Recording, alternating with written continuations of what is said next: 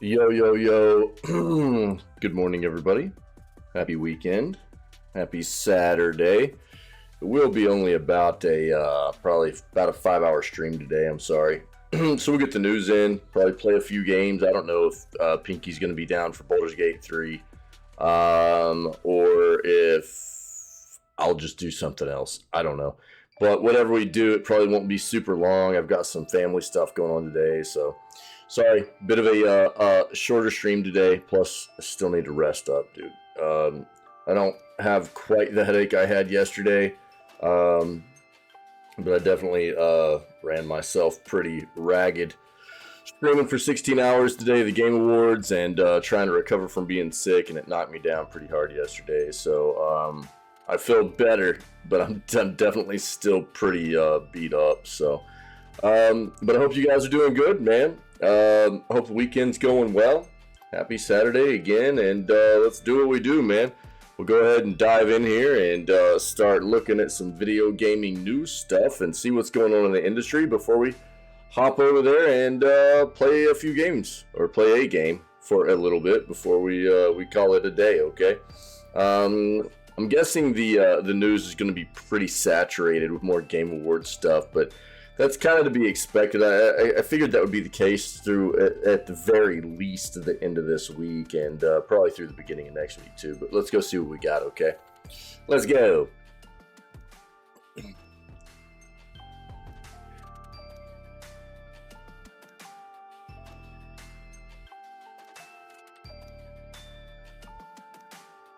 Ah.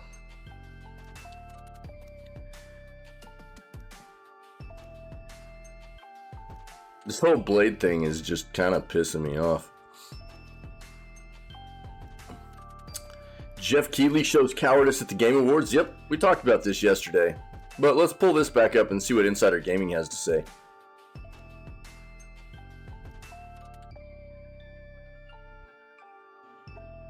We probably won't be able to read all this because it's Bloomberg, but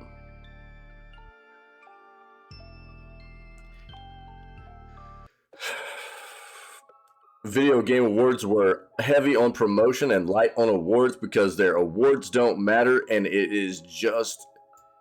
This is the big reason why I watch it. I want to see what the industry's bringing to the table. It's become just a corporate promotion, really, is all it is anyways, which is quite evident in the way that Jeff Keighley has become a puppet of the whole situation, you know. We've talked about it, though. You know what, dude? Let's take a peek at this. Lego Fortnite is the first step towards Epic and Lego's kid-friendly metaverse. Cash was telling us yesterday that the Lego Fortnite thing is pretty dope, man. And let's take a look.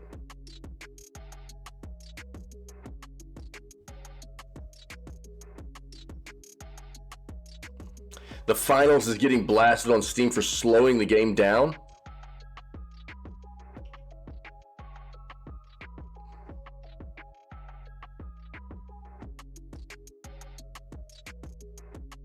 Looks like Amazon might be having a sale. Let's take a peek at that too.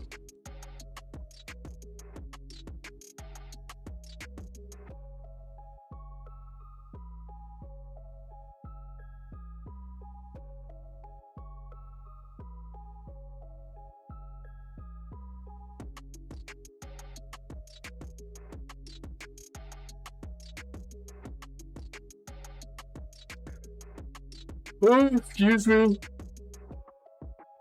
Oh, man.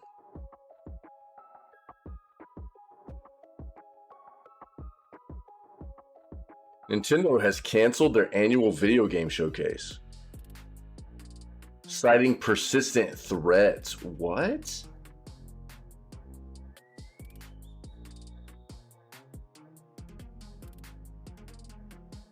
We have that up.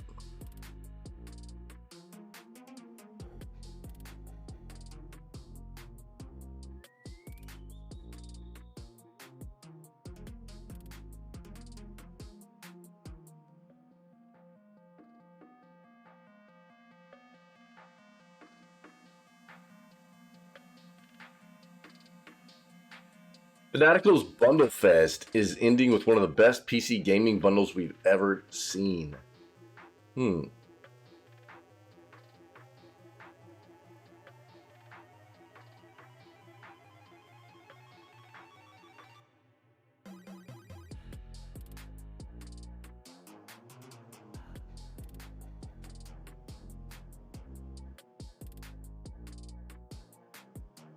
Yeah, the mystery promotion. I talked about this yesterday. I'll talk about it again today. So right now you've got your free games you can get on Epic. These are free until the 13th, right? So you got roughly 5 for, what is it? So today, I mean, 4 more days, really. A little over 4 days to grab Predecessor and Gigabash.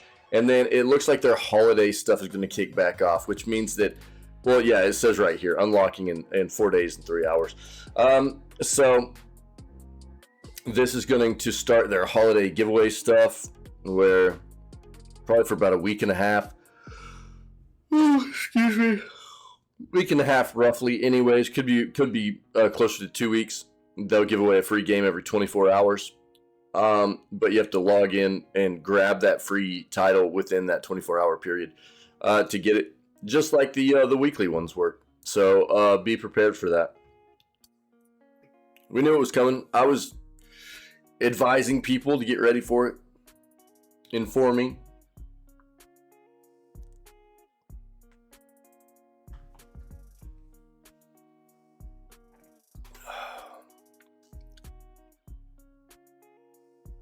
THQ Nordic delays Alone in the Dark again to March 20th.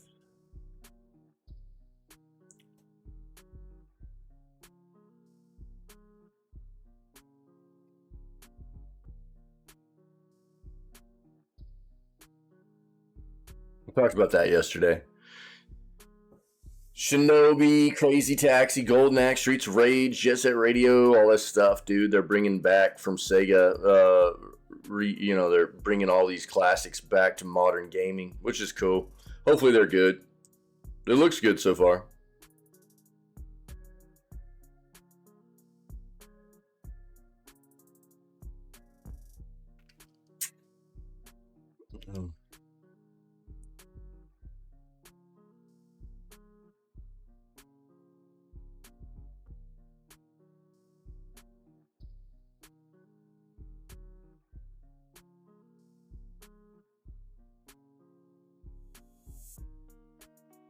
Re-releases.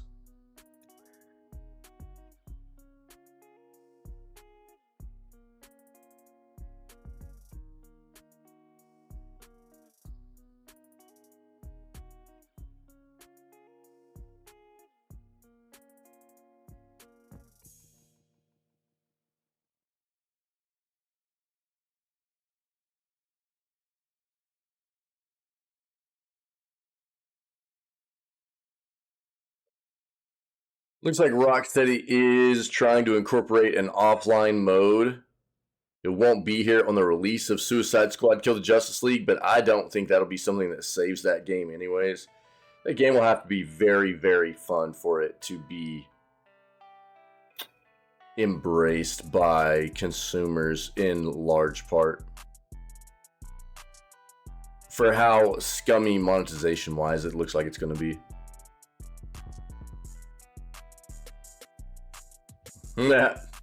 Yeah, Spider-Man 2 fans upset after it won nothing at the Game Awards. People should quit putting so much stock into the Game Awards. It's a big farce, dude. It's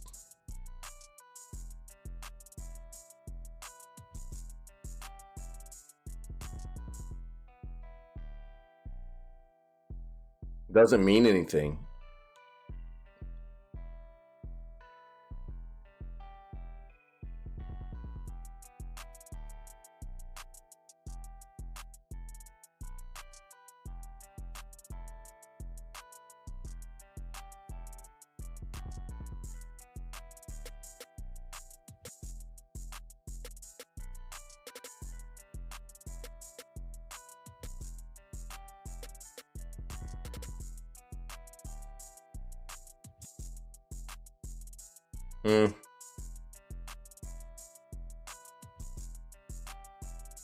New Hellblade 2 trailer is movie level, sets the gold standard for video game trailers.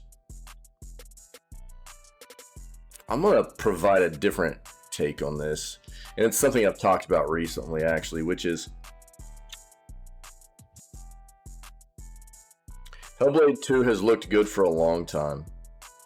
But they started off giving us a good amount of what did appear to be a solid chunk of gameplay, mixed with some cinema. The thing I'm worried about with Hellblade 2 is how much of it is actually visual, how much of it is actually going to be gameplay. I feel like Alan Wake 2 has done a really good job of presenting a game that, and they want to act like it's the gold standard for video game trailers and stuff. I don't think there's much out there right now that really compares to the fidelity of something like Alan Wake 2. Alan Wake 2 does have some issues. Dude, if you're not pushing something very, very high, hardware-wise, you're going to have some issues with Alan Wake 2. But even on a 3070, like that game, I've had stutters, I've had laggy parts, you know what I mean? But for the most part, thanks to DLSS, the game plays very well. And it is a phenomenal experience. It really is. It is a next gen sort of experience for gaming as far as graphical fidelity goes. And that's been cool to experience. And I think Hellblade 2 has been something a lot of people have been expecting to be that as well. I think the difference is, I'll get more into detail whenever we dive into this article, but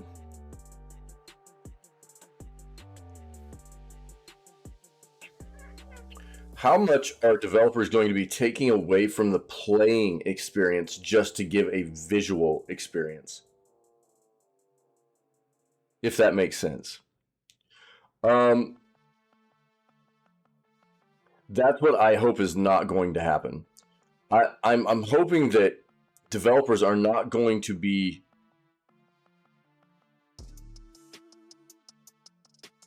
driving so hard for a visual experience in a game that they remove the gameplay aspect of the game. Because it is called a game for a reason, a video game. And I have concerns about that moving forward with the game industry. I've seen a little bit of it. I have an article out there that talks about it too, but we'll get more into detail about that and my sentiments and worries as we get into that article.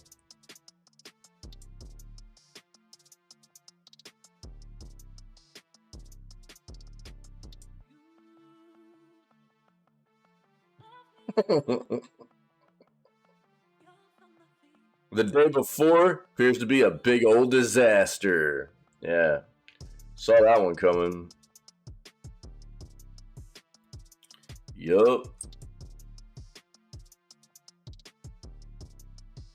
Absolutely.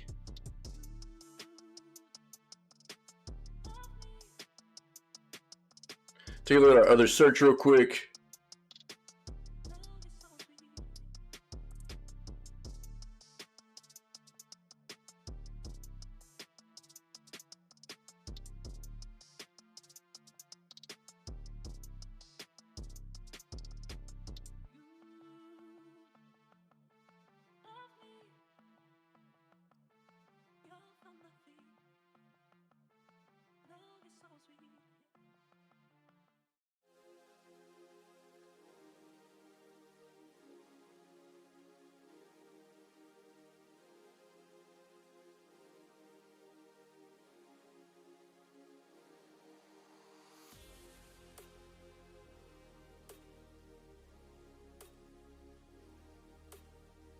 We covered like the bigger announcements for the Game Awards yesterday. I'm not going to do it again.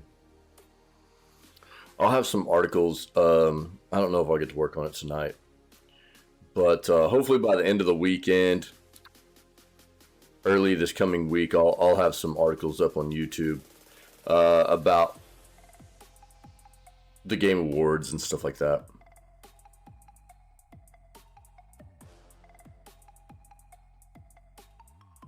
Meh.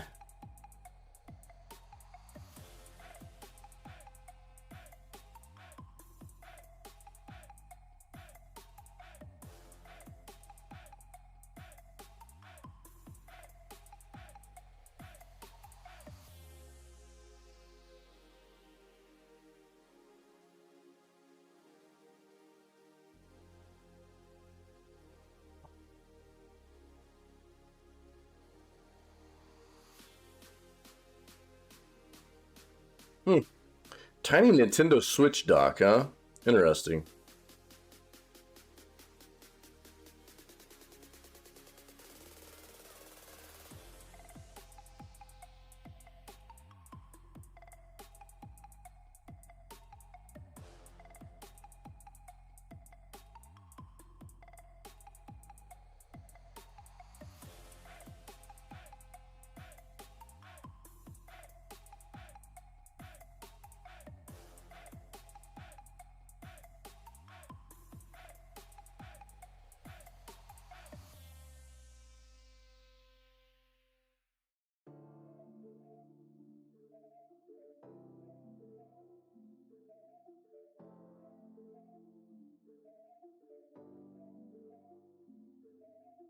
This is crazy. We've talked about this crap.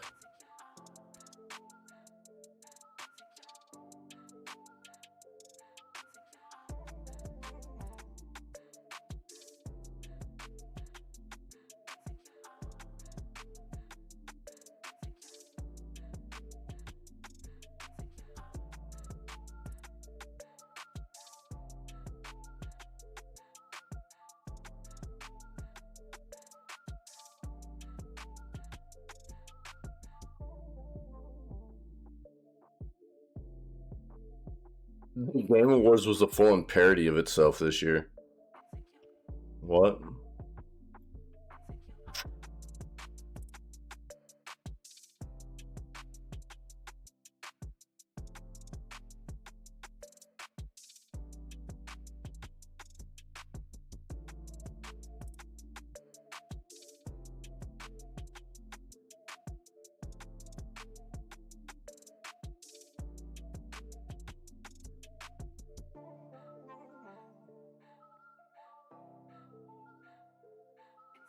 Nice. Yeah, let's read this. Yeah, let's read that. Because I've been talking about it too. The Game Awards have turned into a pretty bad production. It's a very, very feels like just something that's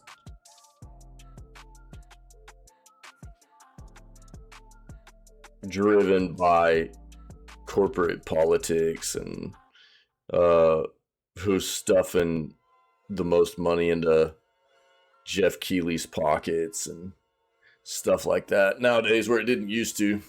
What up, Pinky? What's up, dude? How you doing, man?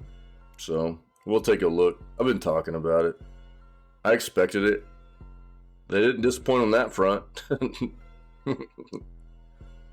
Let's get in here, man.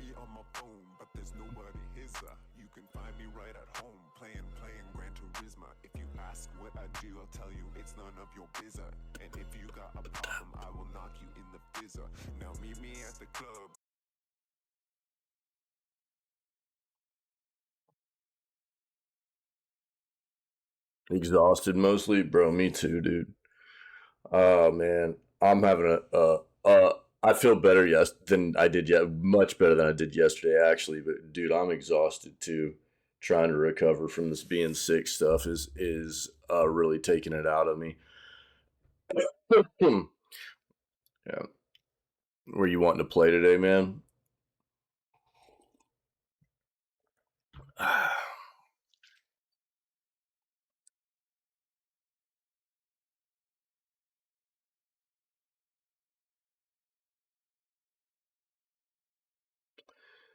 So Fortnite has made some giant leaps here lately with their quote unquote metaverse. Um, the biggest one is this Lego Fortnite thing. Oh, okay. Yeah. All right. Gotcha. Yeah, I'm only gonna be here until like about 4 hours from now, dude. So my day's really short today. I've got something going on with one of my kiddos today. So that's what I was trying to tell everybody yesterday.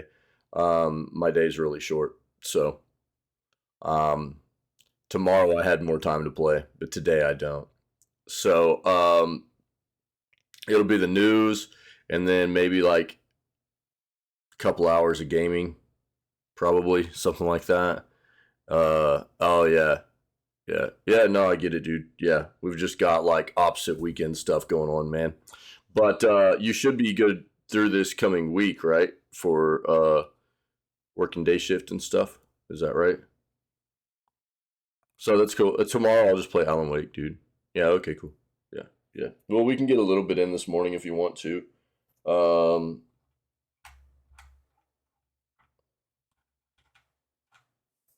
Otherwise, it's not a big deal. I'm gonna go attend my daughter's thing and probably just try to rest up again this afternoon, man. I'm beat. I was feeling pretty good most of Thursday, man, and that just streaming that 16 hours, dude, ended up really taking its toll. I had a terrible flipping headache all day yesterday. I could not get rid of it. It was just brutal, dude. Like migraine status. It hurt so bad. It was terrible. I haven't had one like that in a long time. But thank God it's gone. Wait, the Eradicator, dude. That's what that's called now. Wait, what? Why was it called the Eradicator and now it's called the Council? What the crap's going on, dude? I'll let you handle it. That was weird. Wait, now it's being called the Eradicator again. What the crap? That's funny. All right, let's get in here, dude. Let's get in here. So Lego Fortnite is I here's the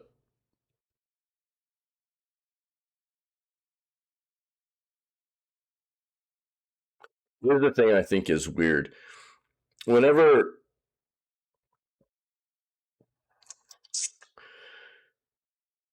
I see what Epic's doing here with this like metaverse play, right? But then they keep calling everything Fortnite, Fortnite, Fortnite. And their Fortnite game is a battle royale. So every time I see something being called Fortnite, I expect it to be some kind of implementation into their battle royale system.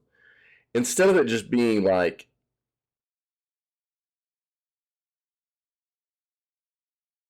them playing into like epic Fortnite or epic Lego or epic rocket racing or you know what I mean?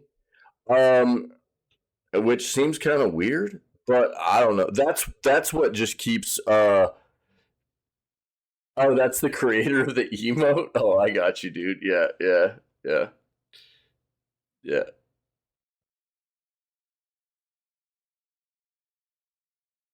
Oh, maybe it was cutting off the top of my chat or something. I don't know. I don't know. Maybe it was just cutting off and only showing me like that part, the creator name and not the actual name of the emote. Um, that could have been it. So that's like whenever I saw like the Lego Fortnite, I automatically assumed, well, it's just going to be like Fortnite's world built on Lego bricks, and you're going to be running around doing battle royale with Lego characters, you know? But that's not what it is. And I think that Epic, maybe they're just relying on the fact that word of mouth will get this. I can only assume that other people would have that same impression too. You know, not that Fortnite doesn't have some other modes and stuff, but for the most part, that's what it is, right? I mean, it's like a battle royale game. So it's weird for everything to be called Fortnite stuff rather than Epic stuff, I think, is what is kind of throwing me off. And that's why I didn't expect like the Lego Fortnite to be anything different than like a battle royale system. But apparently it's not. Apparently the whole Lego Fortnite thing is really just a cooperative kind of experience of resource gathering and base building and you know, a bit of some dungeon diving stuff. That is kind of a cool experience, you know. And is apparently Epic's step towards their kid-friendly metaverse. Epic continues to grow Fortnite as a platform with Psyonix's Rocket Racing, which was also weird, considering that they showed no gameplay of this, only a cinematic the day before release, and Harmonix's Fortnite Music Festival. Epic ramped up its plans to establish Fortnite as a metaverse with the launch of Lego Fortnite, debut product of a long-term partnership with Lego, and the first of 3 key releases within Fortnite over the coming days. Going live is a new mode in Fortnite yesterday, Lego Fortnite. So it is actually within Fortnite then. Yeah, I mean, it's like you can't just boot up Lego. It's actually part of the Fortnite platform. Survival-focused cooperative game where players can explore worlds made out of Lego, build villages, and take on monsters and pirates together. Partnership between Lego and Epic Games was announced back in April. 2 companies saying this is saying this should be they were collaborating to create a child-friendly metaverse. More Lego-themed games within Fortnite will be unveiled early next year. Another aspect of this partnership will be the collaborative work to introduce Lego elements into the tools of Fortnite's creative mode and Unreal Engine for Fortnite, which are expected to be released next year. Lego is also working with Epic on the use of Unreal Engine for animated series, Lego Dreams, and Lego Ninjago. Later today, that would be yesterday, Epic will also launch Rocket Racing, another Fortnite mode developed by Rocket League creator Psyonix, which Epic acquired in 2019. As the name suggests, it's an arcade racing game. Today sees the addition of Fortnite Festival, a multiplayer music game from rock band developer Harmonix, which was acquired by Epic in 2021. Epic describes this mode as the beginning of music gaming in Fortnite. Epic Games has been discussing its metaverse ambitions for years, co-founding the Metaverse Standards Forum with PlayStation, Microsoft, and Unity last year, and raising at least $3 billion from investors to pursue its vision. When Lego and Epic announced their partnership earlier this year, the emphasis was on the importance of safety in the metaverse, especially when it comes to younger users. This is very important. I talk about this a lot, and we've seen a significant amount of platforms that are focused on younger audiences not have enough of a focus on trying to prevent bad material, bad access for their primary audience, you know, which is youth and children and things like that. Take Roblox, for example. Roblox is terrible. They always have nasty stuff going on, dude. I don't know how anybody with kids could, you know, just feel safe throwing their kids on Roblox, to be honest. But part of Epic's solution to this has been introducing IARC age ratings to Fortnite's creative mode, with unrated creations threatened with deletion last month. However, this created problems for users, as the ratings also applied to skins with characters that carried guns or are from R-rated properties, unusable in creative maps rated for younger players. Epic has disabled cosmetic gating until it can find a long-term solution. Yeah.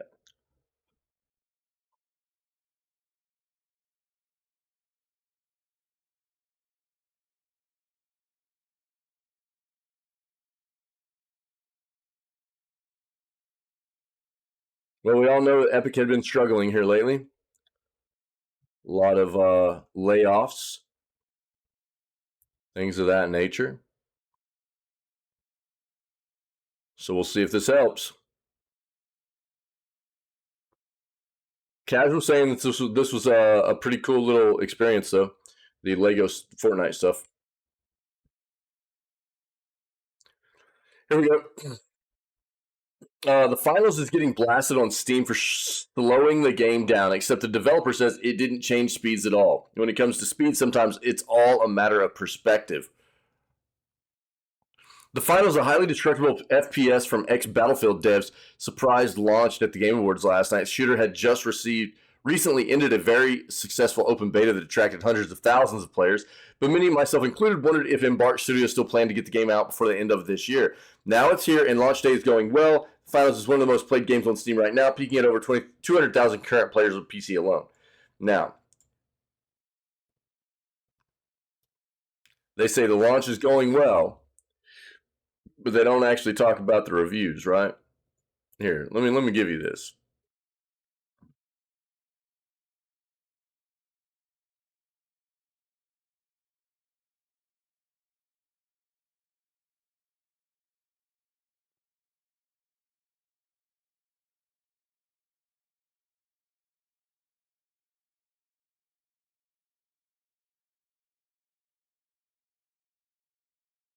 Where's the graph at, dude? Give me a graph.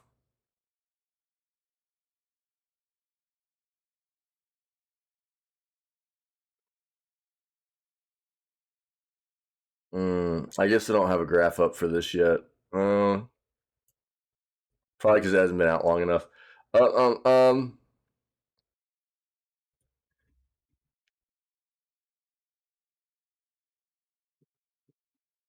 so it does seem like, about 70% of people are enjoying it, but it's still, I mean, it's mixed. It's not like this is like even a positive or mostly positive kind of reviewed game right now.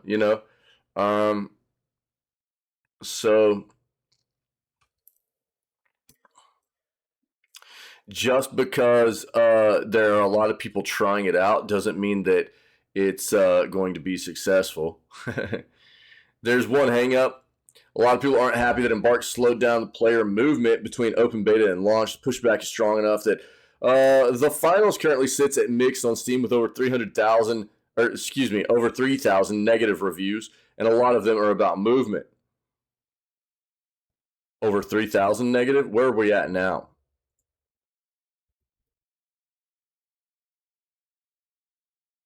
Over 5,000.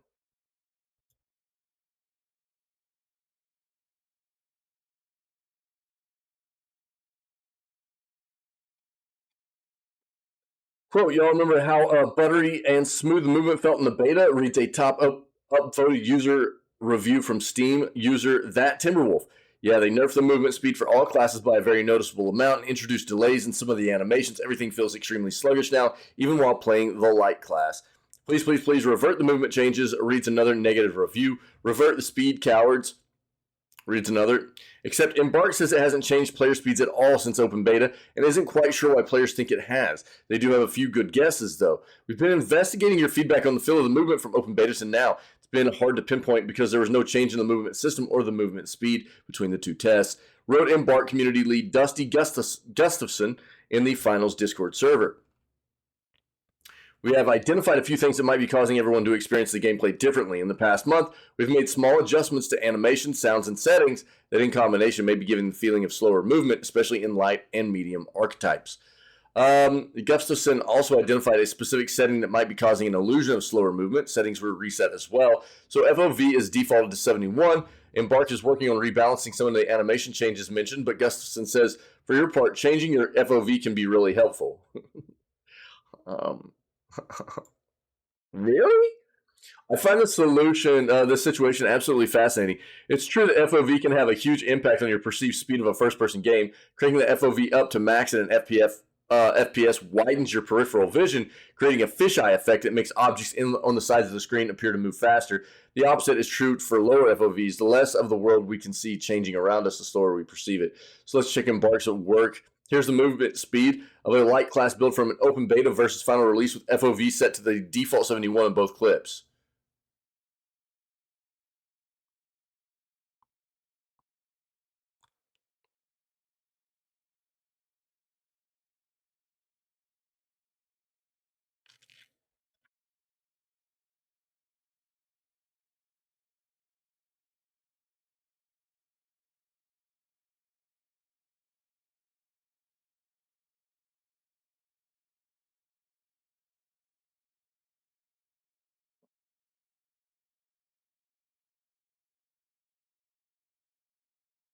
I don't know. It's hard to tell without them being in the same exact location. You know what I mean? I mean, the left does seem a little bit quicker, but it's really hard to tell if they're not pushing both of these in the same location. Like, looks the same to me. It is true. It is true. I was just saying that like most people that play an FPS game are well aware that like your FOV is a huge differential factor there on that. But it is something of note for sure. And if they defaulted that, then it's worth noting to people that like, yo, we reset everybody's default settings and stuff with the game release, so it's worth noting. Um, I think that if they truly wanted to give everybody an idea, why did they not go to the same places on launch and open beta to record both these videos? You know what I mean? Then you really would have gotten an idea. It does look very similar to me. I don't know. That's kind of what I was saying too.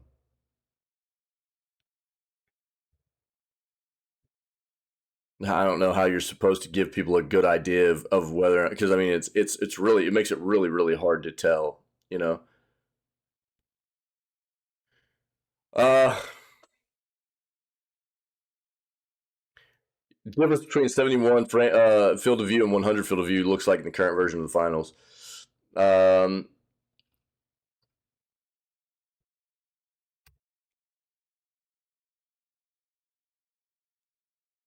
let's see this 71 100. Yeah.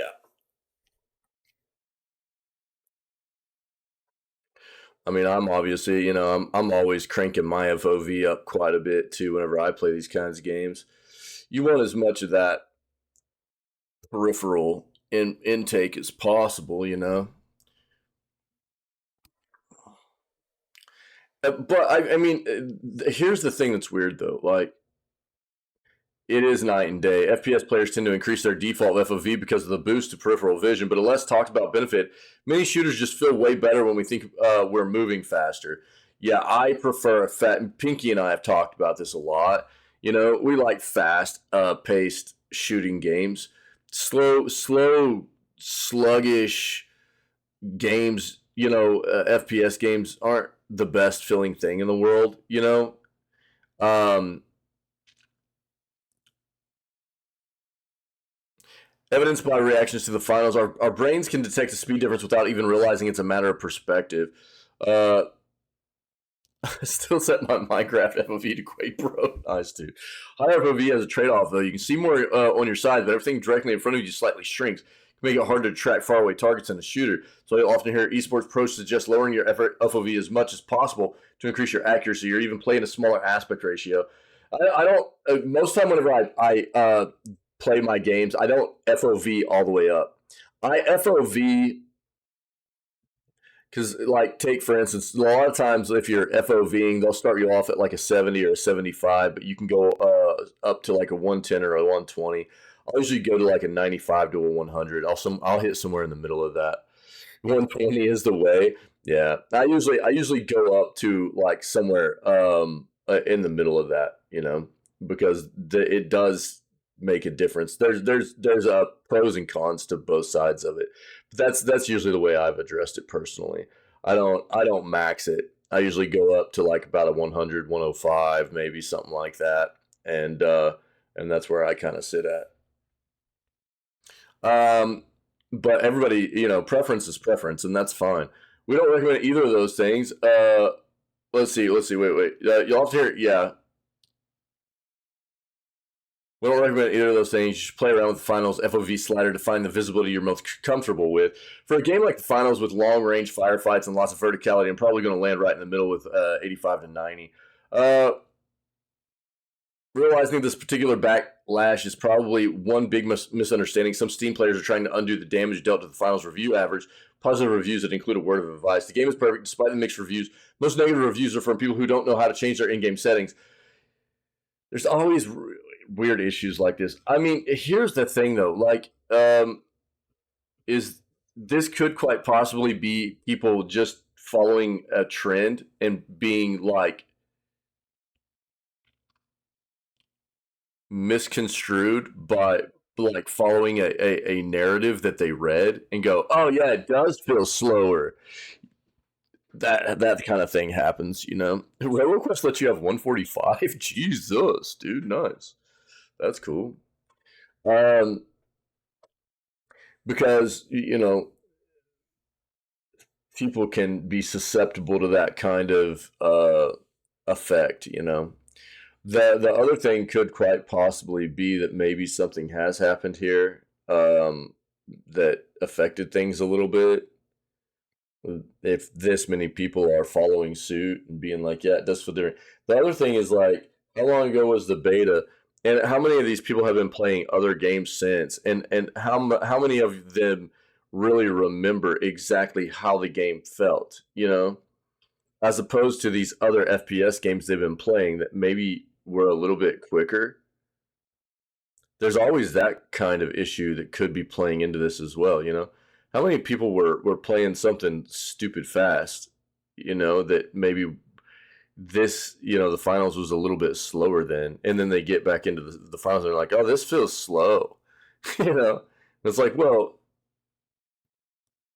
it probably does feel slow if you've been playing some other fast FPS game. There could be different issues that have been contributing to this factor. I've heard good things about the finals through its like you know, the latter part of its development process, and I don't know, maybe we'll hop in here and try it out at some point. I don't know.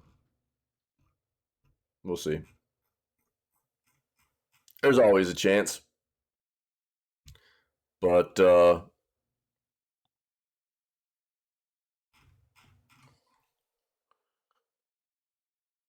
I don't know if the developers are pretty. I don't know why the developers would say, "Yo, we didn't do anything." You know what I mean?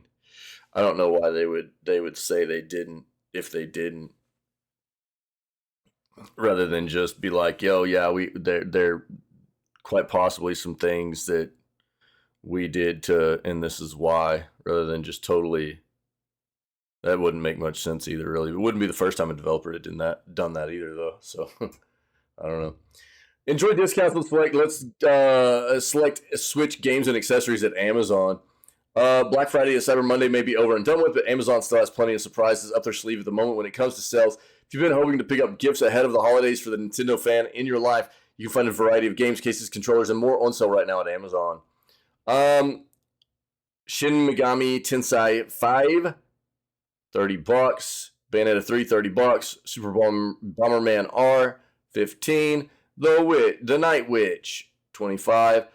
BioShock Collection, $11. DNF Duel, 25. Switch controllers, they've got the PowerA Enhanced Wired for $14. 8-bit Do Lite Bluetooth gamepad for the Switch Lite, $20. We got some nice Link themed controllers there. Pikachu, Mario, another Link, two more Links. Some other accessories for the Switch, carrying cases, stuff like that. So here, I'll link it.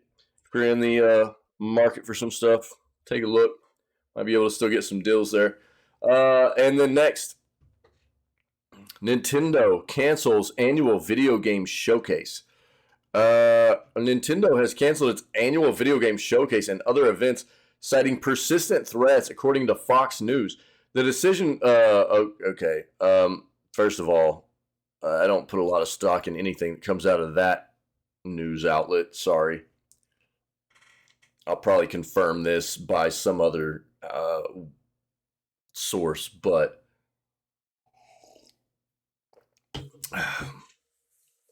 they shouldn't even have the ability to be able to put news at the end of their name anymore.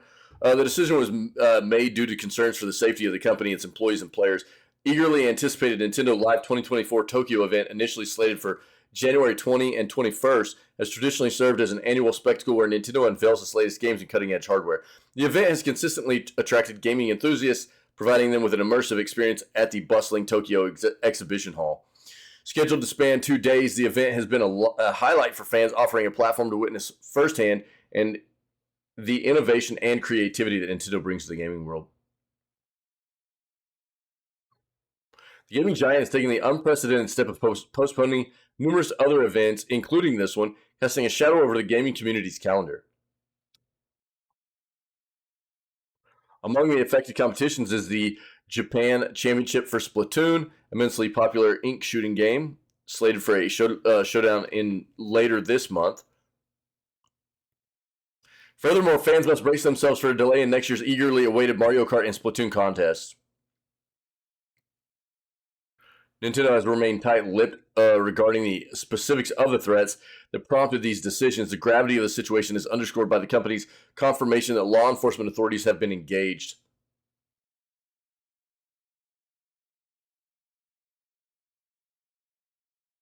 All right, we'll keep our eyes and ears open here, but I definitely want to confirm this from some other outlet rather than Fox News. Fox News is an absolute just crap show of misinformation, dude. So this is definitely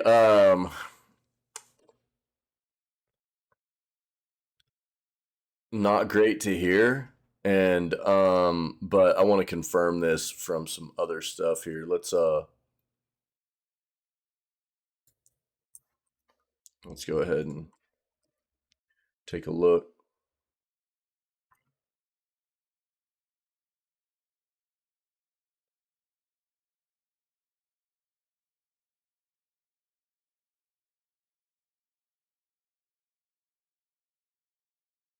Yeah, there's Tech Times, BBC.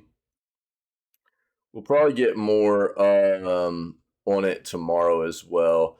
Hopefully, some more details also. But it is looking like more outlets are reporting that this is the case. So we'll keep our eyes and ears open for more on that front. It's a little bit concerning there, man.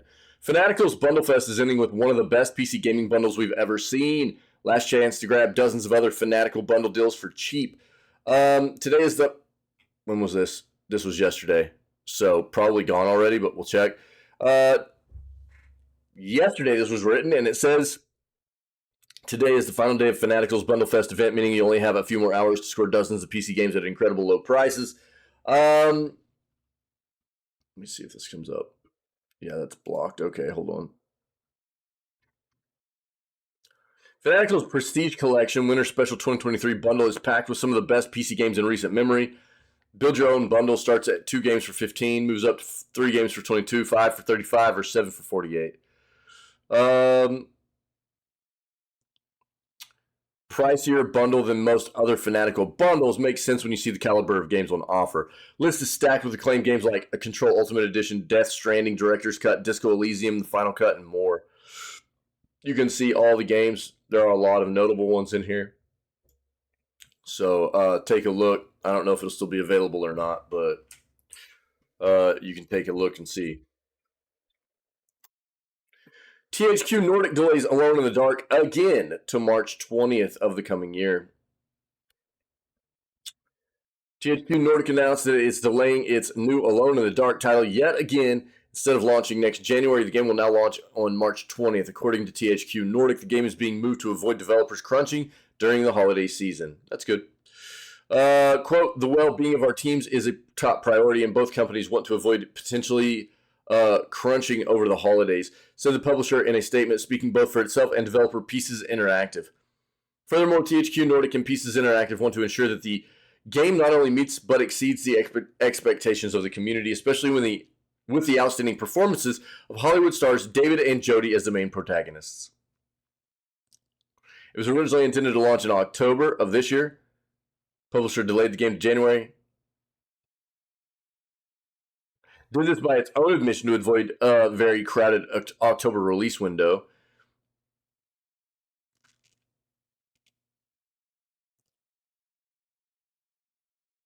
It'll still have competition. Dragon's Dogma 2, Princess Peach Showtime, Rise of the Ronin all release on March 22nd, 2 days after Alone in the Dark's new release. Dragon's Dogma 2. Oh, yes. Cool. So, Alone in the Dark if you were anticipating this, has been moved back to March 20th. New Hellblade 2 trailer is movie level. It sets gold standard for video game trailers.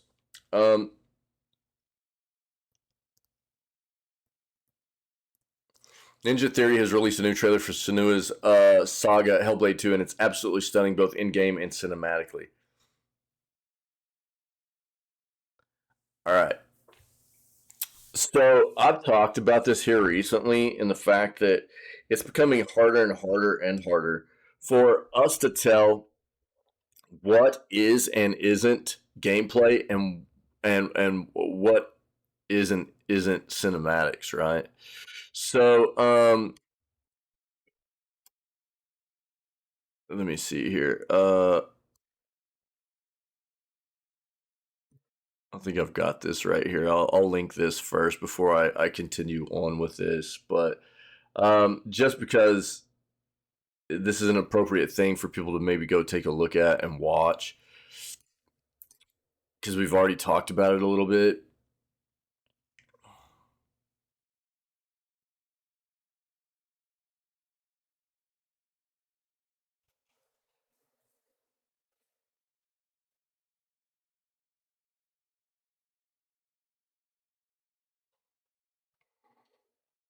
Where is this?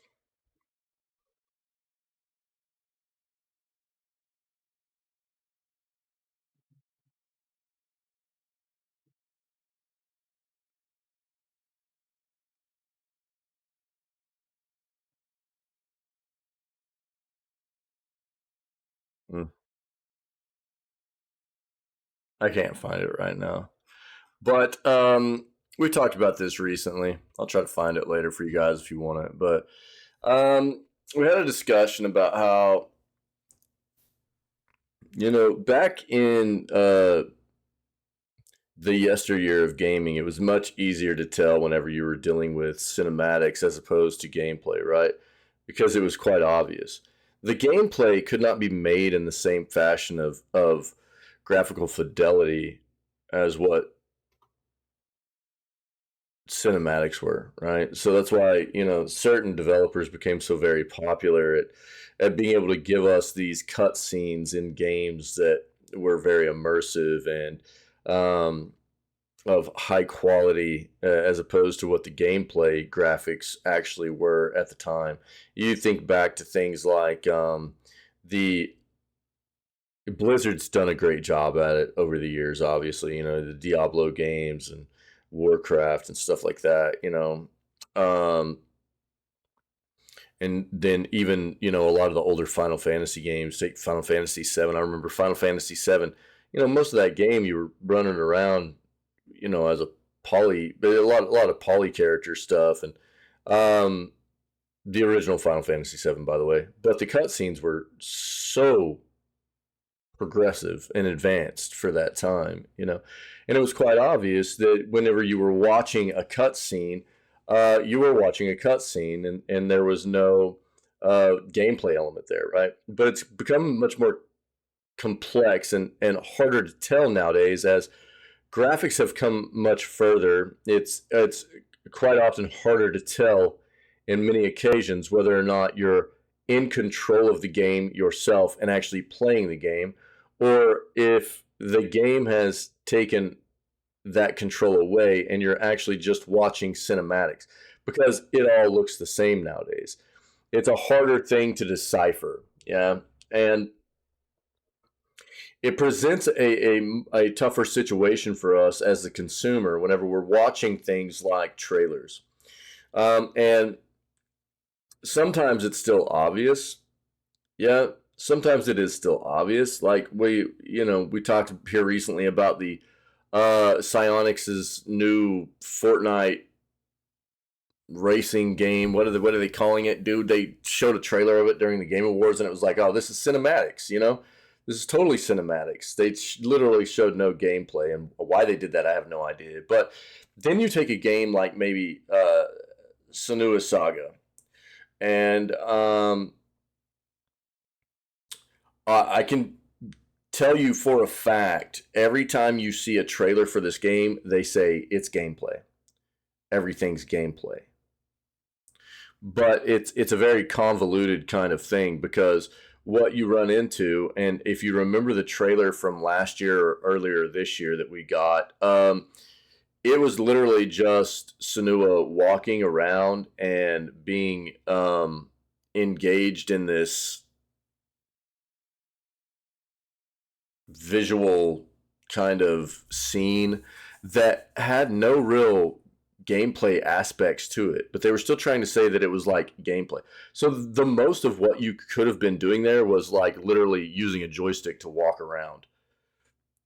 And then the game probably taking over and giving you a very nice um, visual, mostly cinematic of what the game has to offer. But I think that this is what is rough about trying to decipher between what a developer is giving us in actual gameplay and cinematics anymore, is because it is so hard to differentiate that they can do that. They can give you a ton of cinematic, and the games go are so easily transferring between gameplay and cinematic scenes back and forth that they can just go, oh yeah, the whole thing's gameplay. Whenever half of what they show you, you're going to be hands off on the controller. And this is one of the things that worries me about this game a little bit. And I've been pretty excited about Senua's Saga for a while, but as I continue to see more and more about this game, I'm wondering how much of the game is actually going to be just a visual experience for the game player, and how much of it is going to be actually fun gameplay. And I hope it's the latter. I hope the game looks amazing and it's also got a great incorporation of gameplay, but the more that I keep seeing from what they're giving us trailer wise, I've got worries. Because it is so easy for them to mesh the two together in these trailers and just go, "Oh yeah, it's all gameplay." It's like, well, I I don't really think it is, man. But let's read this and see what they say. Ninja Theory has released a new trailer of Senua's Saga, Hellblade 2, and it's absolutely stunning both in-game and cinematically. And we'll look at some of these trailers, and I'll try to give you a breakdown of what I'm talking about. Okay. Ninja Theory has released what I'm now considering the gold standard of video game trailers for the developers' upcoming Senua's Saga Hellblade 2. We'll watch this in a moment. The developers behind the award-winning Hellblade: Senua's Sacrifice have released a new trailer for the sequel, which just happened at the Game Awards on Thursday. The new trailer showcases intense gameplay and cinematic sequences that display an incredible level of motion capture technology, sound design, combat, the game setting, and much more.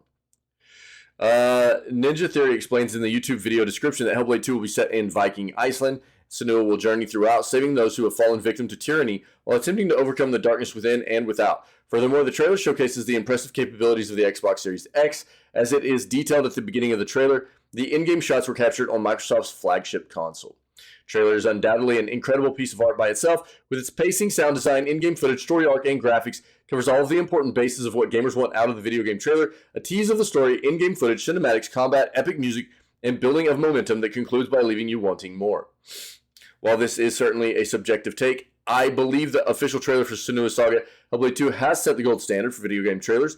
Other developers and publishers should take note, as Ninja Theory has simply knocked it out of the park with this one. So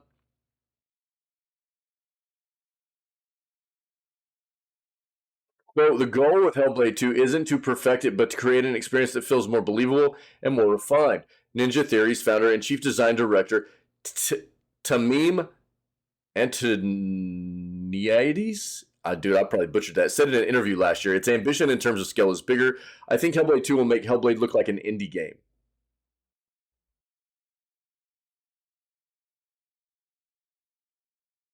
I don't know about that one, but it doesn't have a release date still yet, but it is supposed to be coming out sometime this year. Okay, the first game was iconic. And there's a reason why ever since the first trailer. So I'm going to run through some trailers here, okay? Let's run through some trailers. I'm going to show you guys what I'm talking about here. From like the first big trailer we got for this game, right?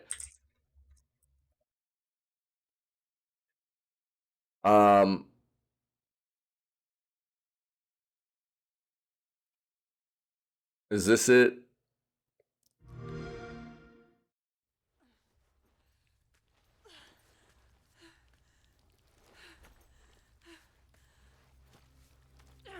No, I don't think so. This is the new one. I think they've replaced all the trailers with the new ones. I've dreamt of this.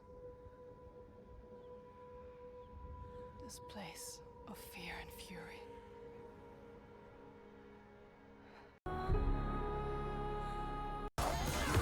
Yeah, okay, hold on. Okay. So let's just go to YouTube and we'll watch this stuff.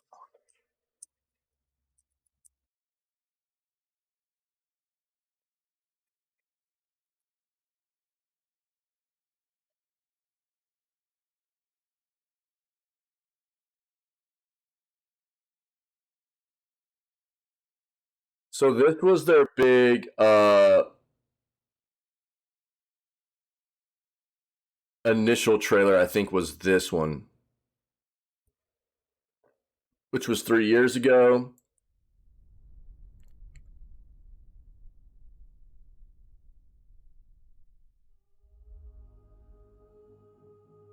And I was actually, you know, they were like, this is gameplay, you know. I think this is,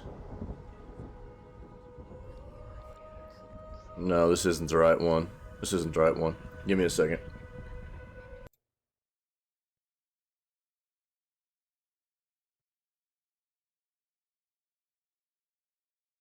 This is the gameplay reveal from a year ago.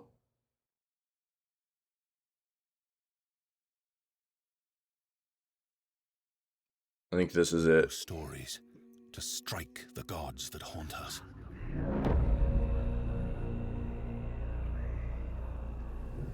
Yeah. So this is the big initial gameplay reveal we got. Might see me as weak. And I just want you to take a look. And you know, this was, it looks very good. It does.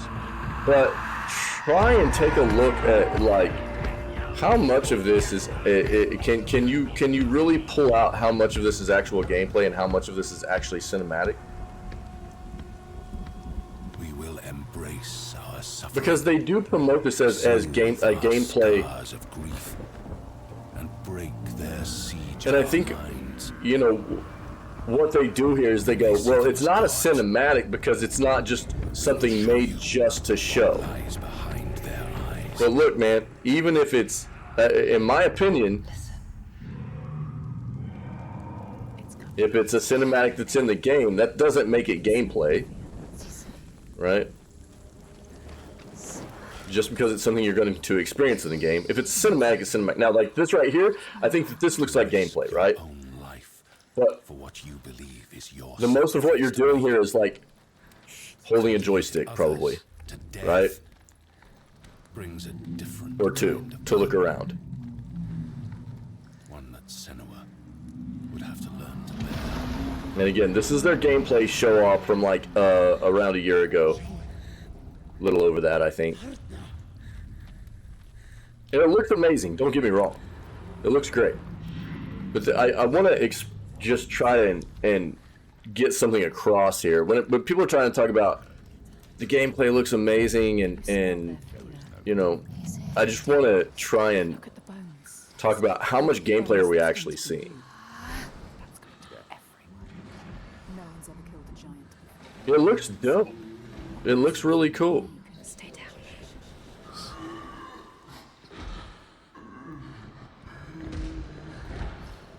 I've been stoked about this game for a long time.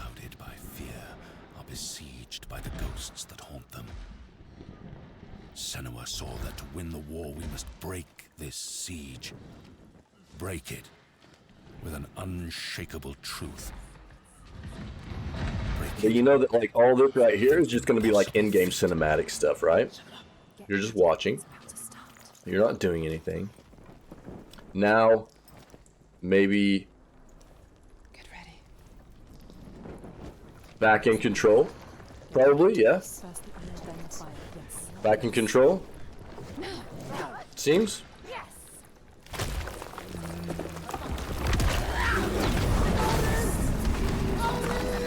And so you got to throw a spear, and now it looks more like cinematic again. Yeah?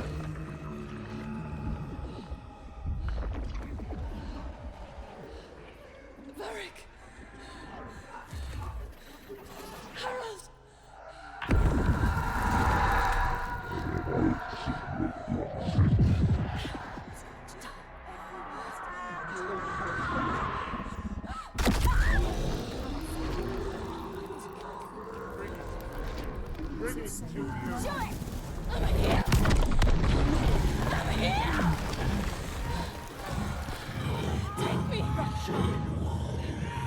Now, back in control. And what are you doing?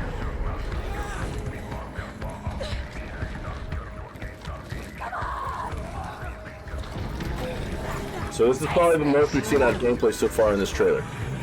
Run, run, run, run, run.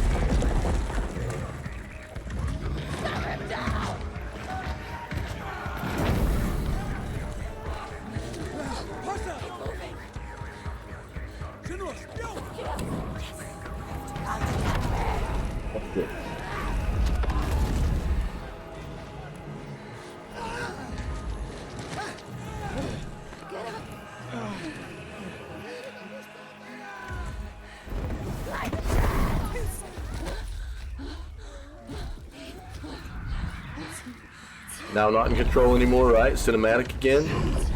It's me it wants to kill. Now you're back in control.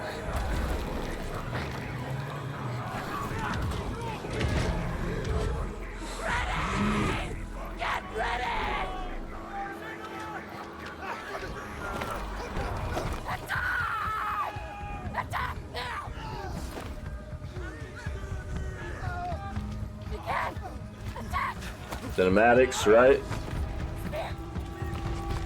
Back in control, probably. No, that might have still just been cinematics the whole time. Yep.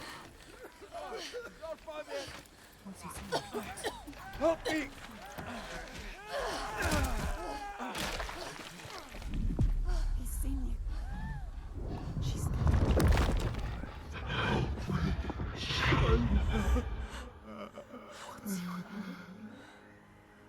I know you. He needs you.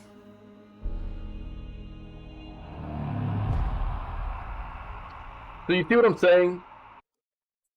This is gameplay reveal. It's literally labeled as like their gameplay reveal from like a year and a half ago, year ago, whatever. And how much of that is actually gameplay? I mean, it's in the game, yeah, but gameplay, what we consider gameplay as a game player, controlling what's happening. And don't get, like I said, I mean, the game looks dope, you know what I mean? But, I'm trying to get across a point here where I think that these companies have gotten to a situation where they've made it. Oh, that sucks, dude. Really? Do you have a local backup of it? It's just it's a harder thing, I think, for people to pick out than it used to be. But I still feel like I can pick things out pretty easily as far as like what is actually gameplay. And gameplay is to be considered you controlling what's happening in the game. And if you go back and like this video we were looking at, right? And take a look at how I was kind of doing the play-by-play there of what seemed to be cinematics where you were hands-off and what was actually hands-on to be considered gameplay. It wasn't that much, right? And the next one that they showed was where Where was the other one, man?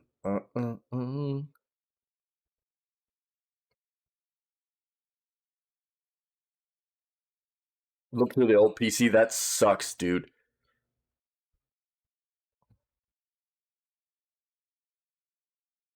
This one. I think it's this one.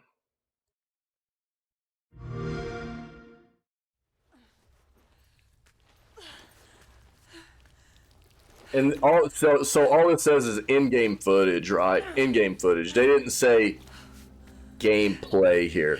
But the thing that turned me off about this was like this was the next big trailer they showed off, and they were like, this is in-game footage, and it was like, yeah, but dude, this still isn't showing gameplay. The ones who hide. She needs their help. And what starts concerning me about this is a question. How much of this are you making as a movie? Like, watch. But it's never so simple, is it? In-game footage. Wisdom has so you get to walk around. There's always a part of you that changes. A part of you that darkens. And a part of you that dies. Over there, that pool. I can feel them. Feel them everywhere. The lost ones. They are watching us.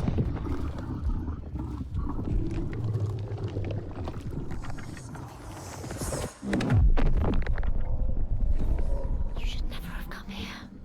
And obviously, cinematics, right?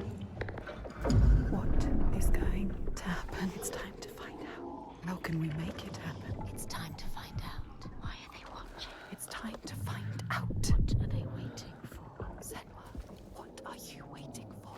I'm here.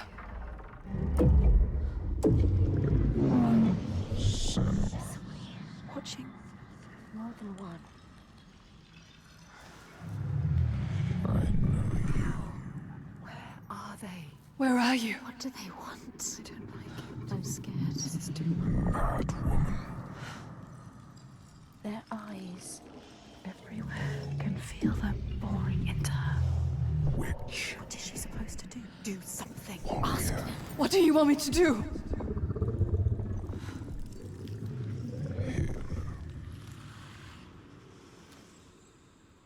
Lost soul who fought through hell to find us. You were lost. Not anymore. Are you ready for what you will find here? What we will find. What if it's all for nothing? What is that? There. They are waiting. There. It's them. It's you. Yeah, Pinky. What will they do to her? If it was Assassin's Creed, for sure. Us. Right? Too soon?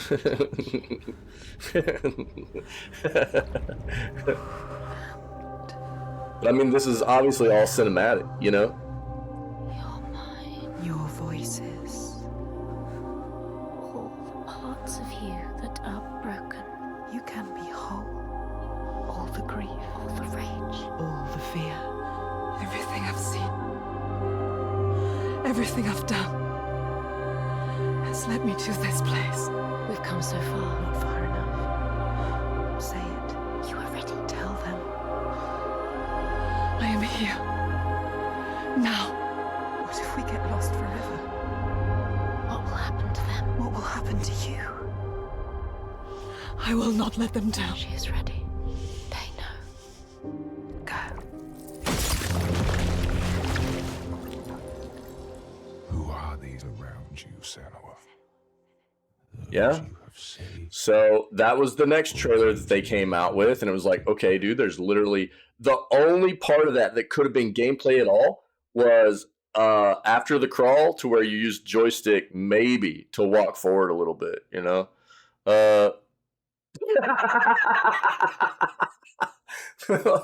Oh, maybe, dude. Then the next one, right, which is the new one, which is actually in this article. We'll watch this now. You know, after I watched this, just give me a second and let me explain the overall kind of sentiment that I'm trying to get across here and why it's concerning for me, okay? But look, we'll watch this one. This one I think has more gameplay aspects to it, which is good, but it's still a little bit weird, you know? Oh, dude, they're not going to let me max this in here? Here, let's go watch it on YouTube then.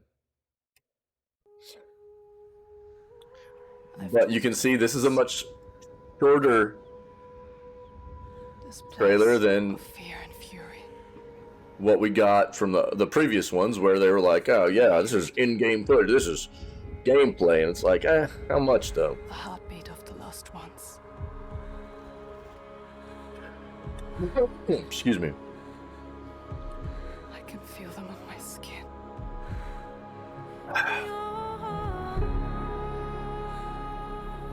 Each death, inked in blood.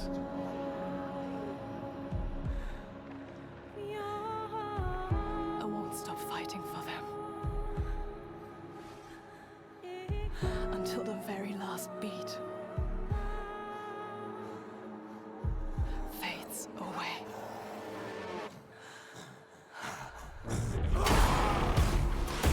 So finally some actually some action, right? Like,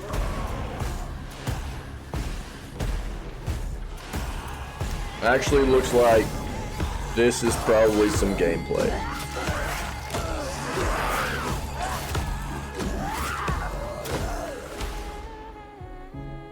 You want the truth?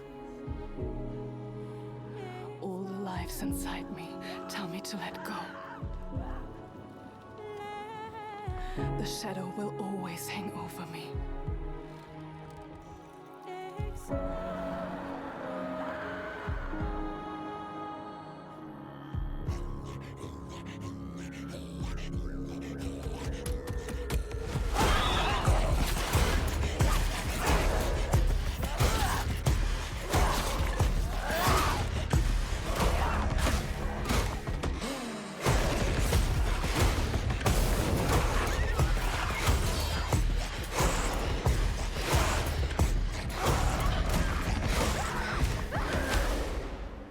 What will I become?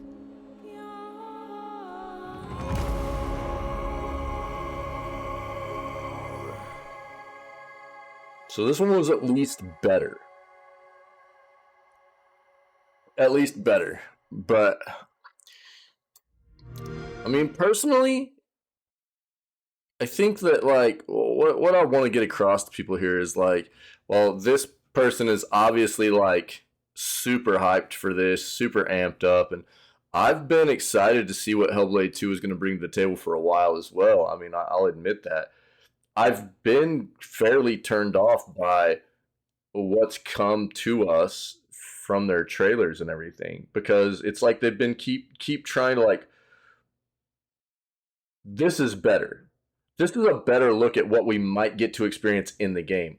But I'm actually starting to get concerned about how much of this game is actually just going to be a movie. You know? And we've seen more and more of this coming into the industry. If I want to watch a movie, I'll go watch a movie. I don't want I don't want Final Fantasy 16. I don't want half of my gameplay time to be watching cinematics. I want most of my time spent in a game to be playing the game, not to be watching a flippin' show. That's not what I want. There's a reason why video games is its own section of entertainment. Obviously, there's a reason why it started to mash up with, you know, TV shows and movies and stuff like that. You know, entertainment, it was inevitable that there was going to be like an integration between all of it. But I think that whenever you start getting to the point of where, like Final Fantasy 16 had just as much cinematics in it as it did gameplay, I don't want to sit through that. There's something to be said, and I've said this the whole time. There's something to be said for some great cinematics. It can be a great thing for immersion. it's fun to have something that can kind of give you a chance to relax for a second, take a breather, especially for hard games, very intense games that whether it be difficulty or even just the anxiety-driven kind of maybe thriller horror-esque kind of games, give you a break for a second to kind of watch instead of being the player. There are reasons why cinematics and can be a very good thing for games, and I'm a proponent. But whenever games get to the point of where half of what you're doing is watching, I'm not a fan. I'm not a fan of that. I find it to be weird. Um, and I was not fond of seeing Final Fantasy 16 do it. I have concerns whenever a game like Hellblade 2 is just giving us trailer after trailer where it seems like they're reluctant to give us a whole lot of actual gameplay as opposed to just showing us the visual experience that the game player is going to be pushed into, rather than what you're actually controlling and doing from a gameplay standpoint. And yes, this trailer was a bit better, but it's still got me concerned. So I don't know. I just think it's something to important to bring up as for what has evolved in the game industry from how easy it used to be able for all of us to be able to differentiate between what was gameplay, what was cinematic, and how I think a lot of these companies nowadays, because it is harder to tell, they'll push out stuff nowadays and go, oh, well, this is gameplay. And it's like, nah, like that first trailer I showed for Hellblade 2, most of that wasn't gameplay. There was a little bit in there, dude.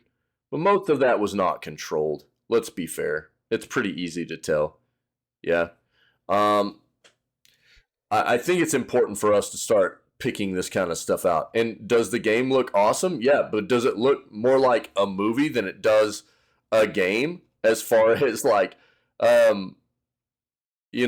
much of it you're going to be able to control and how much of it is actually you just sitting there watching stuff? To me, that's the impression I'm starting to get. So, I don't know, man. You be the judge for yourself as to like what you actually want out of a game and what games are starting to bring to the table for you in regards to that. I'm not a big fan of it. And to be fair, I'm using Hellblade 2 here as an example because it's still in the development process, and I can only have to go off of what they've shown us so far. I could totally be wrong here for Hellblade 2, but we've seen more and more companies kind of bringing this kind of thing to the table for us, I think, in the development side of things, where they're like, well, let's just make a movie that has some gameplay aspects to it. It's like, bro, this is the gaming industry. Like, we want to play video games. And if you want to have a little bit of some nice cinematics in there, cool. But for me, it's a turnoff to just think that I'm going to be going through a visual experience with very little gameplay involved. I'm not a big fan of that. Oh, here we go. The day before met with crushing reviews after Steam launch. This game is a scam. So, look, man, I was telling everybody to stay away from this game. This just had too many red flags. And then 2 days before the release, the developers were like, don't call us scammers. They knew that they were going to get blasted for this, but if you're not aware, the day before is being slammed by players immediately after launch, with some folks even claiming it's a scam. The day before is a game that was announced back in 2021 and has supposedly been in development for 5 years. As soon as it was announced, however, people began to theorize something wasn't quite right. It looked a little too good to be true, and no one had ever heard of the team that was making it.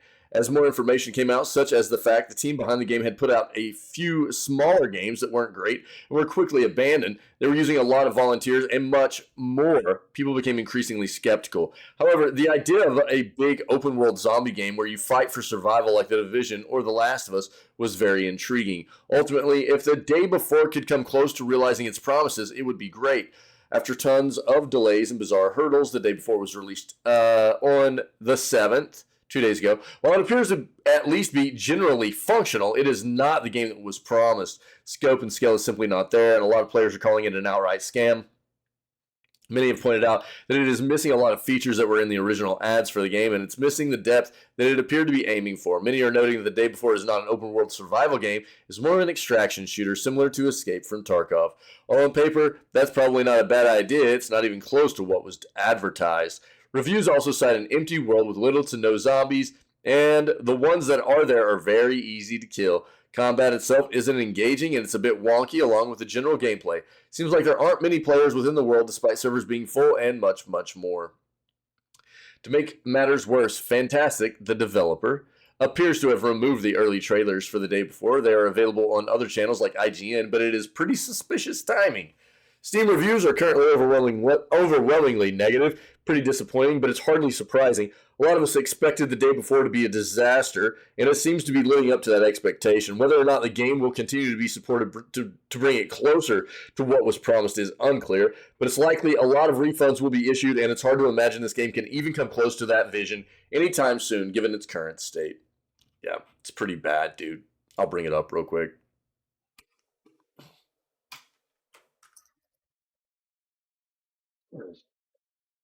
$40, by the way.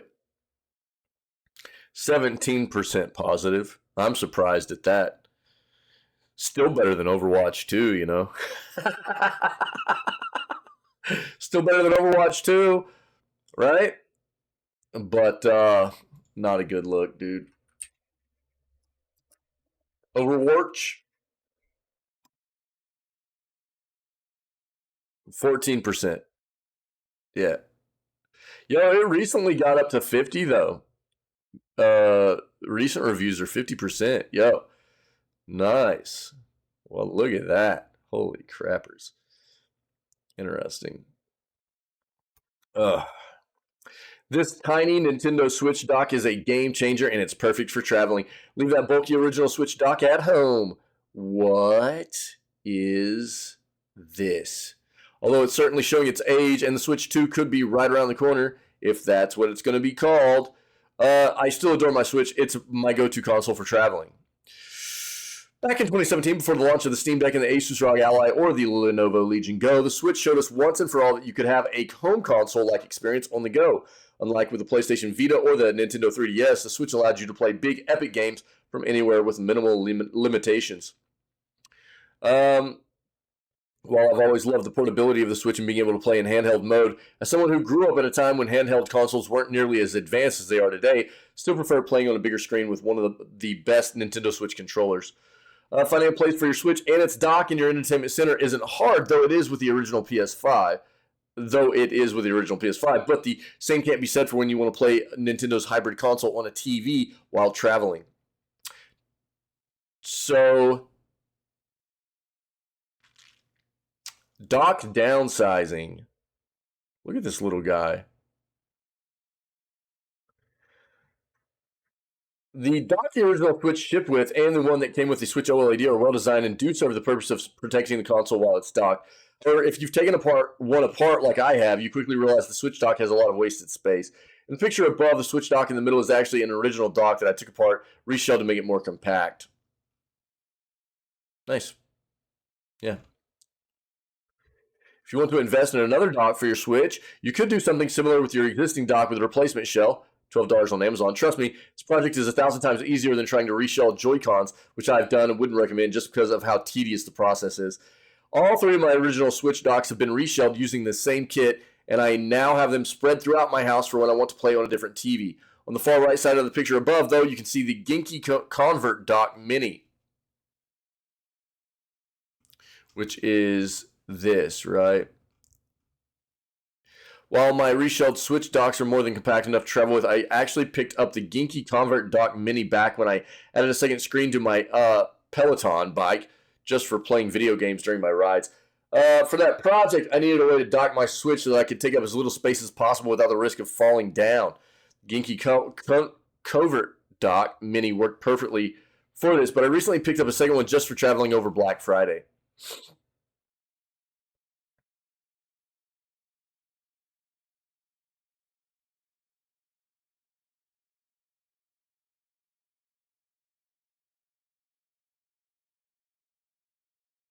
Tiny docks plugged into the power strip underneath my standing desk with an HDMI cable runs up from it, plugged into my monitor. From there, the braided USB-C cable that comes from the Ginky Convert Dock Mini runs up from the dock to the base of my monitor stand. It's a clean-looking setup. Don't have to worry about my Switch getting knocked over on my desk since it lies flat.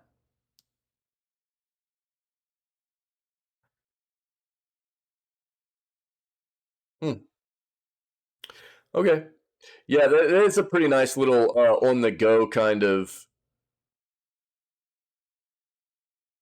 dock to use. That's pretty neat, dude. It's pretty neat. So if you're on the go a lot and you need some kind of dock, you don't want to, because I mean, literally, it's just a brick, dude. It's pretty cool, man. Take a look. Take a look at that. There you go. All right, so we'll cover a little bit more about the Game Awards here. Obviously, we're going to be doing this week. I'll have some articles on YouTube pretty soon about it. I'm just trying to recover from being sick again. So, the Game Awards was a full-on parody of itself this year.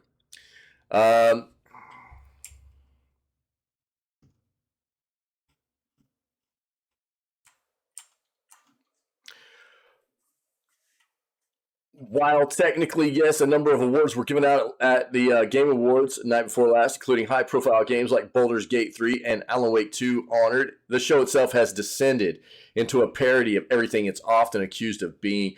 For years, the Game Awards host and creator Jeff Keighley has tried to build up the show into the video game Oscars, but with a now-dead E3, and while, yes, publishers absolutely do want to win the awards, and many fans care about who wins, even though you shouldn't anymore, the way the show devolved the last few years, in particular, culminated in what we saw last night. Where to start? I mean, look, man, they're probably going to talk about a lot of, they're already hitting on things I've been talking about. Easily the worst thing the show did was rush through 12.5 of the smaller awards, with Jeff Keighley quite literally shouting them at the screen rapid fire. You could blow through the best RPG, best racing sports game, best multiplayer game, and best art direction before you could finish a sip of the drink you no doubt needed to get through the evening. These awards are significant achievements for each game that wins them. Not really. Not really anymore. Is the mic sounding off? Is it? Dude, I had somebody else telling me that, and I've had other people saying that it sounds fine. I don't know. I'll need to take a look at it. I'll have to take a look at it. Sounds like it's peaking. Really?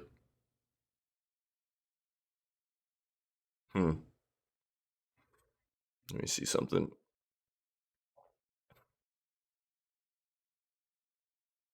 A little megaphony. That's not good. Let me see something.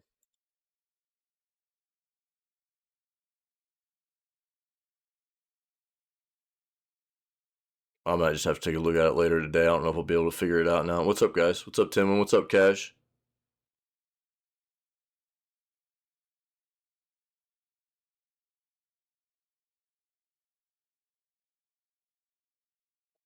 Let me hear something real quick. Yo. Megaphone. Oh, yo. You shake weight jam.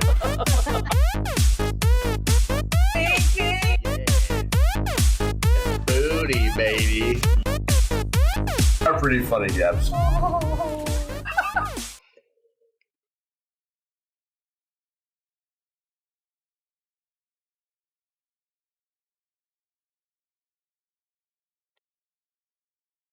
Well, yeah, I am sick right now too, so yeah. that could be part of it, but I did have some issues with my software as well. So here, let me do something real quick. You guys tell me what the difference is.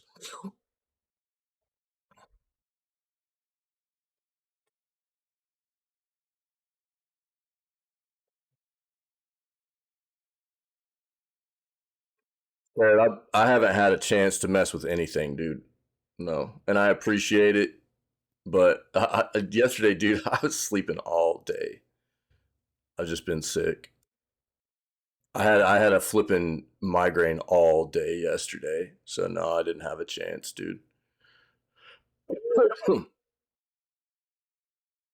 But I did mess with some stuff that day, and other people were like, "No, you sound fine. I don't hear it," you know. So I didn't really know what to make of it, and I didn't have a chance to listen to that because, dude, I streamed for 16 hours that day, and then I went to sleep immediately afterwards. And then I did the news yesterday, and I had a migraine all day long, so I just slept all day. But hold on a second. Now,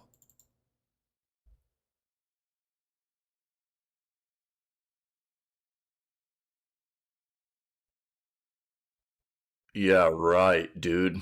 You wish. Yeah, I appreciate it, buddy. Yeah, I haven't had a chance to look at it. Uh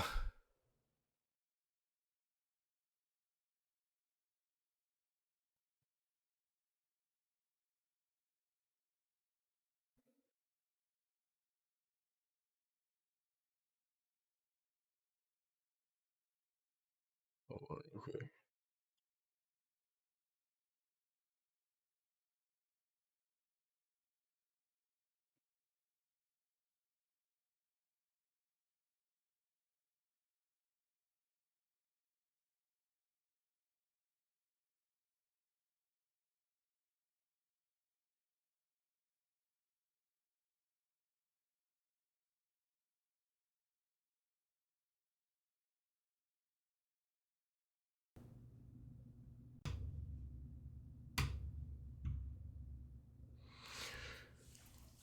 So now what does it sound like? Does it sound well, I'm not going to be going very long today because we have some family stuff going on. So I'm not that's what I was telling everybody earlier this morning. Yeah, I'm only going to be able to go till like 11. The same, it's not bad though. My mic might be dying. I might need to try a different cable or something too. I don't know.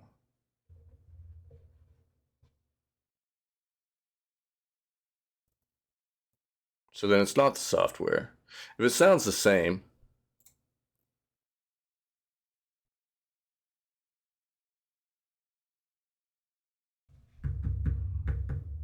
so my software is totally off now.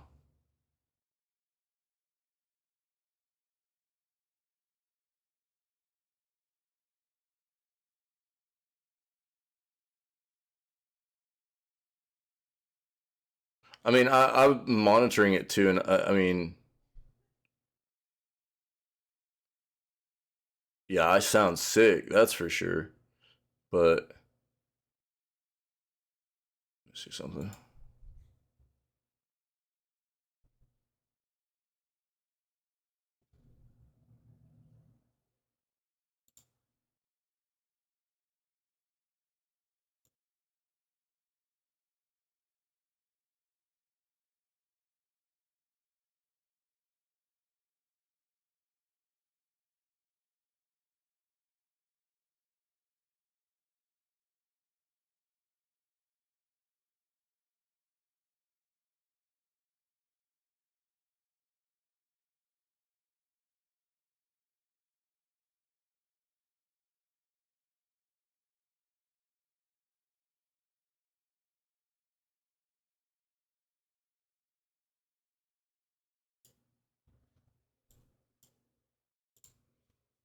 Okay. I don't know. Anybody get it? Oh, dude, that's a good random out there too. Yeah, I don't. No, I'm gonna turn the software back on. It's. I'll just have to do some troubleshooting with it and see. I mean, if it's as long, is it like? Am I cutting out or anything? Is it just sounding kind of like muffled?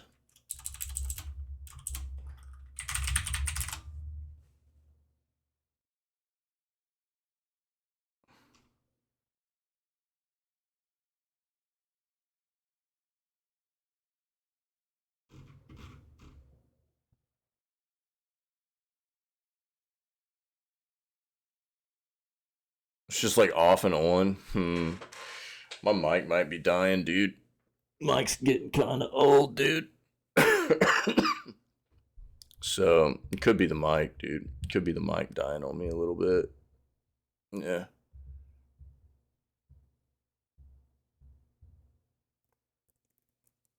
I don't know. Well, let me know moving forward. I'm gonna turn my software back on. That way you guys aren't dealing with all my clicks and mouse clicks and keyboard clicks and all that stuff. I was thinking it was the software, but now I'm starting to think it might not be. My mic might be dying. My voice might be dying.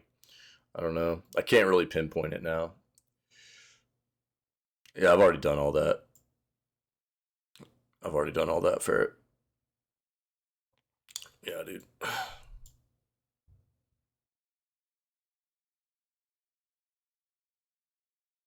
Appreciate it though, man.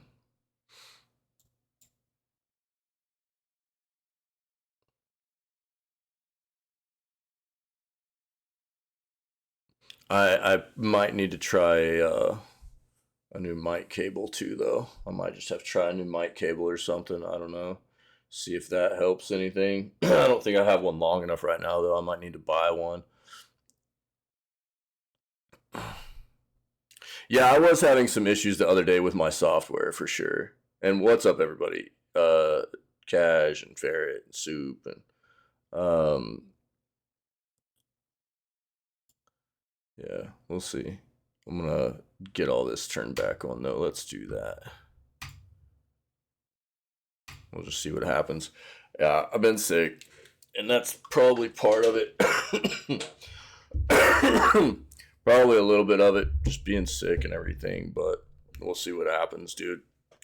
Thanks for letting me know. I mean, I always need to know that stuff because I'm not all, obviously I'm not hearing my mic all the time either. And I know the other day the software was being weird and I got it all restarted and everything and it kind of fixed some of the issues we were having, but, I don't know. Just let me know how it seems moving forward. Yeah. And, I'll try to do some troubleshooting with it as I find time. Today's going to be rough, but, we'll see. We'll see. Hopefully the mic doesn't die. We'll be doing micless streams, dude. And I know you guys don't want that. Couldn't go without this beautiful voice. You know what I mean? Let's get back in here, dude. Let's get back in here. Learn to sign. Nah, 2-3 head, dude. 2-3 head. I'll just write. I'll just write stuff or I'll type stuff for you to that'll be how it works. So we'll just start this over now. We'll start this over.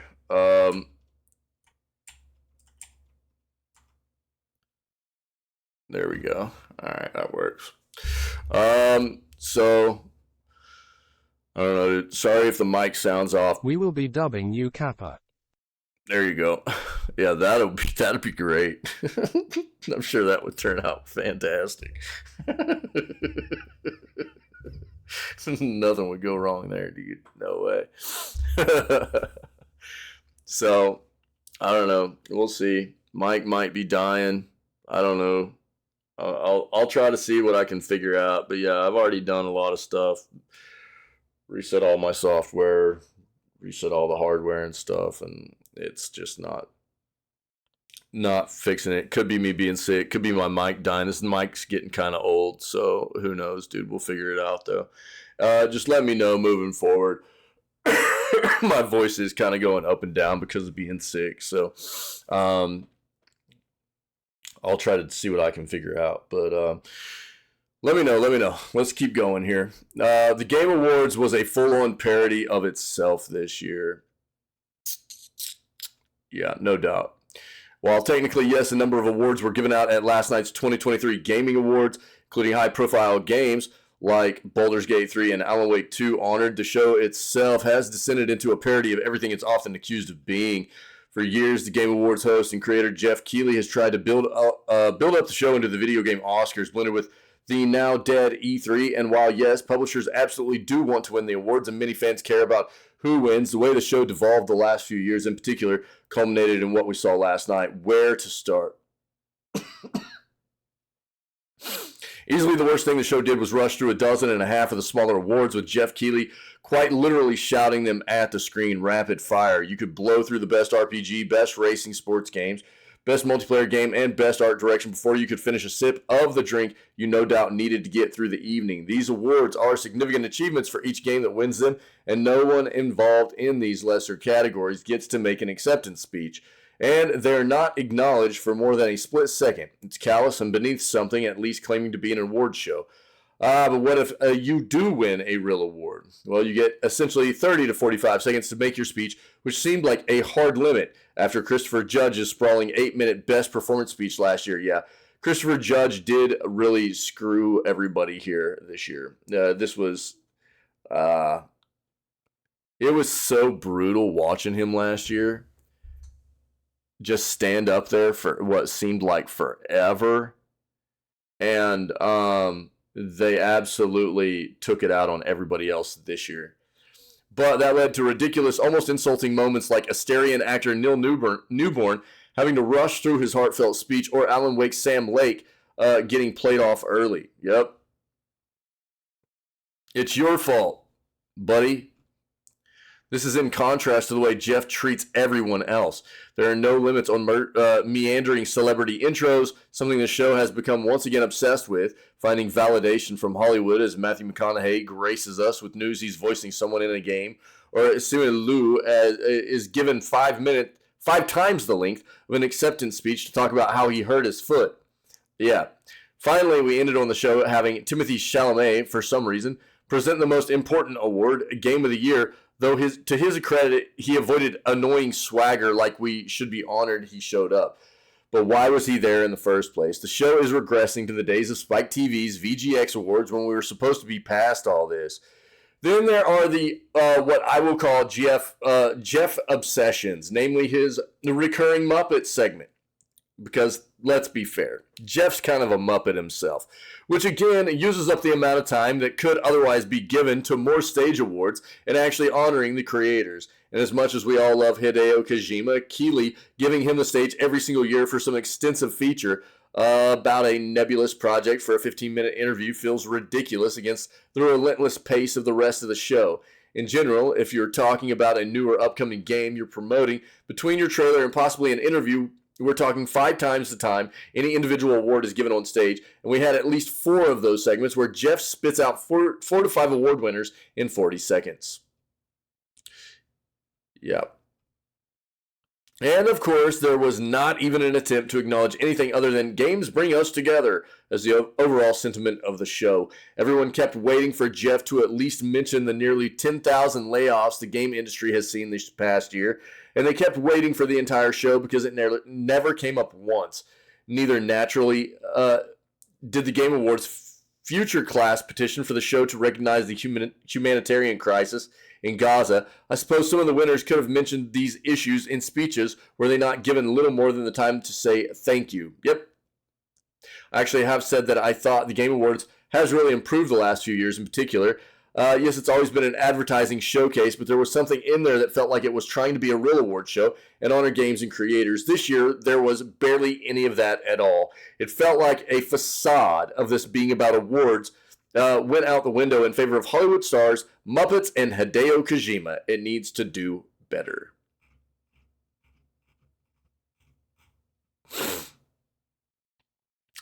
I mean, I am no longer there for anything besides making fun of fashion and watching announcements. That's it. Well, this article's not wrong. Soup.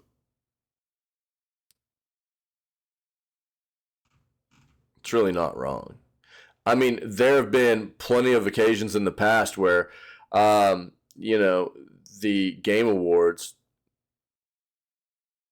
Yeah, yeah, definitely not there to hear people's views on politics or anything. No, that's for sure. But there is a reason why this show has,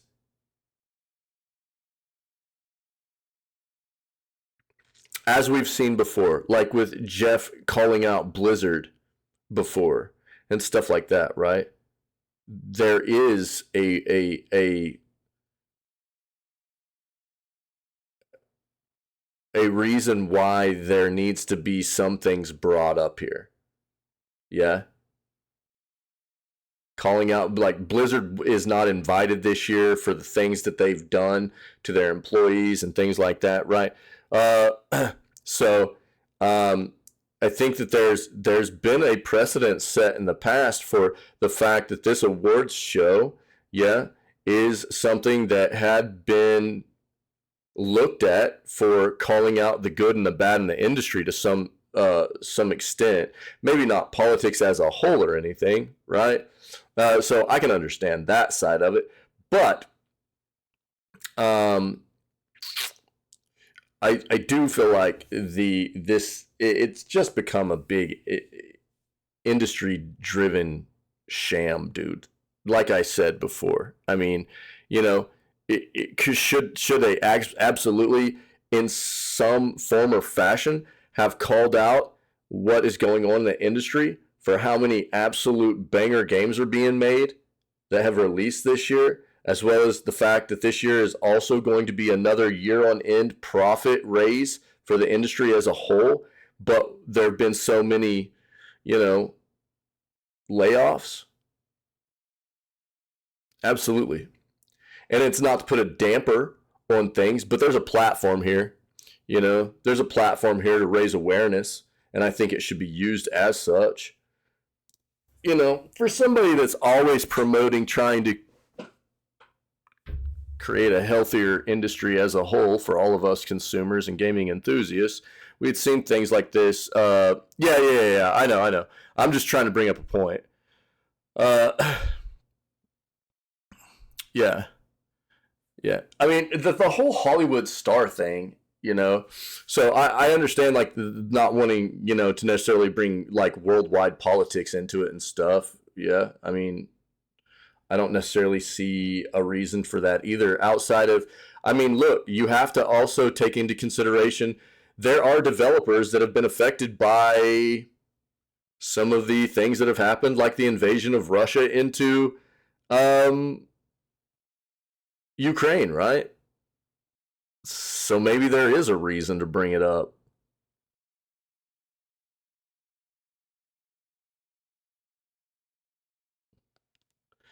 There's a reason why we don't have Stalker 2 yet. You know? Hi guys, Outsider here. Don't forget to use my promo code for 10% off your next G Fuel. Oh, dude, I would never promote G Fuel. Get out of here. Yo, what up, Florida? So, I mean, I don't know. Is there absolutely no place to bring up politics at all whenever it has affected the industry as well? I don't know, man. I know a lot of people don't want it to be in their entertainment. It's something they use for, you know, a lot of people don't want politics to be in here at all. It's something that people rely on as an escape. They don't want to think about what's going on in the world. They don't want to have it as a downer or anything like that. And I'm not saying that it should be a focus here, right? It's supposed to be a night of celebrating achievements and things like that. I understand that. But it's also a platform. It's a platform that I do feel should be used in at least some form or fashion to raise awareness. A little bit, maybe. You know?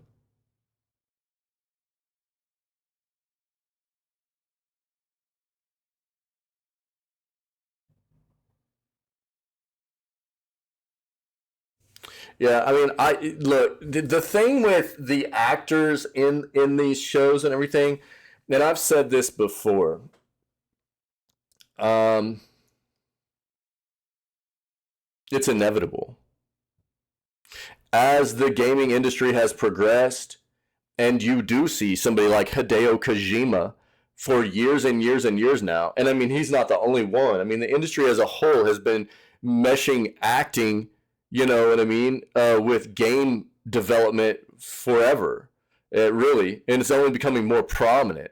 So the fact that there were going to be like actors and other entertainers that become part of these shows and things like that it was inevitable. You know, Al Pacino last year, Timothy Chalamet this year, stuff like that. You know, it's inevitable. You know, so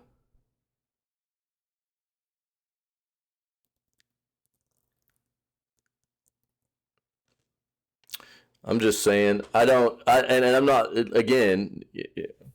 I'm not saying that it necessarily, you know, the award show needs to turn into a political fiasco or, you know, to like do anything like be a you know, a downer for everybody. But, you know,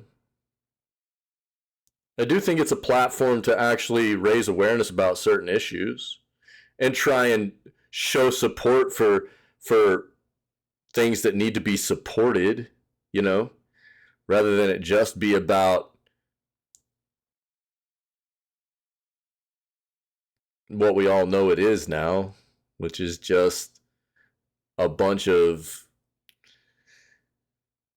elbow rubbing industry leaders, you know what I mean, who are basically controlling Jeff up there, you know what I mean? It's like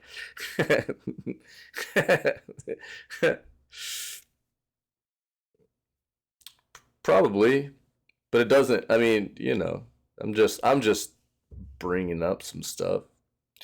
But I do think that, like, especially raising some concerns about the industry in and of itself. You know, I mean, I think that we've read stuff about how, you know, everybody was expecting Jeff to at least touch on the fact of what this year has been so good for video games, but so bad for the industry as well. He didn't touch on that at all. I do think that's a very, very, very negative point.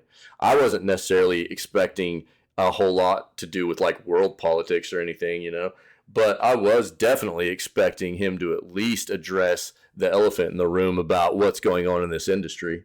Yeah. That's what this I mean this industry is what this award show is about, right? I wasn't expecting much personally on the front of like world politics or anything. I was just bringing up the point that there are things happening that affect developers of games we love, you know? Absolutely. So there are going to be people that feel differently one way or the other about that. Yeah. But as far as what's going on in the industry this year and the fact that every single day I get up and I do these video gaming news segments, and every single day there's another industry or another company in the industry that is either shuttering its doors or laying off mass amounts of people, and they didn't talk about that at all. They didn't note that at all, didn't raise awareness about that at all. Feels a little bit off-putting for me, you know? Personally, yeah.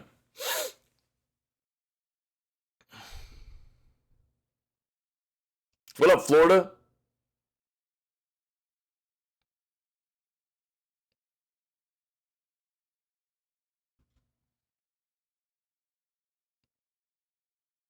And the Hollywood star thing was inevitable, dude. It was just I've said that for a while. I mean, it was just going to be part of it.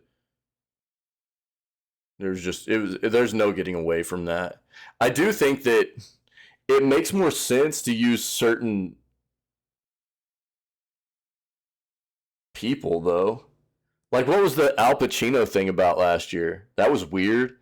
And like Timothy Chalamet, like the only thing that anybody knows like now is that modded controller 360 or whatever. Like I didn't even know that. You know, it makes sense for certain actors, actresses, things like that to maybe be a part of the award show if they've had things to do with the industry. But if they haven't, like, why are they there? I would agree with that notion for sure, you know. We've seen Zenless Zone stuff, dude. Soup. What's up, man? So, I don't know, man. I do think that there's definitely, you know, I've been saying this for a while now. The award show is just a big flippin', it's a sham, dude. The awards are not, there's no stock to be given in these awards, you know? Yeah, I agree. Like the dude that was up there that played in the Twisted Metal, I can't remember his name, played in the Twisted Metal show. Cool, man. You know what I mean? And the crew coming out from the new Fallout show and stuff. Awesome, dude. Yeah, that makes sense, you know? But like Timothy Chalamet, like I don't understand that, you know? Yeah. It just doesn't make a lot of sense, you know? So I do think there were some good points in here. Some of it I do agree. Yeah, some of it's a rant. Some of it's a rant. And if anybody's going to know what a rant is, it's this guy, right? So, yeah, I don't know, man. It's these awards don't mean anything really. It's just like I said. Jeff Keighley has become a puppet, dude, of these industry people that he's become friends with, and probably goes out yacht golf tripping with, and you know what I mean. That's exactly right, Cash. That's exactly right. You know, he it's obviously become some kind of thing where he doesn't want to upset any of them or anything like that. Hello Kitty should have won. Yeah, I know. Florida was really rooting for Hello Kitty on that one. I know. But I called this out yesterday, dude. I called this out yesterday, and I'll show you again. I'm gonna have an article up on YouTube. I mean, there are things like Jeff Keighley's statement about what. Yeah, there was a big to do about Dave the Diver with it being nominated for an Indie Award. There's no flipping way. With that company being a subsidiary of Nexon, and Jeff Keighley trying to state quotes like, you know, well, everybody's got a different idea of what an indie company is. Not really, dude. Baseline, it's pretty standard, you know. And, you know, there's things like this as well. Like if you look at the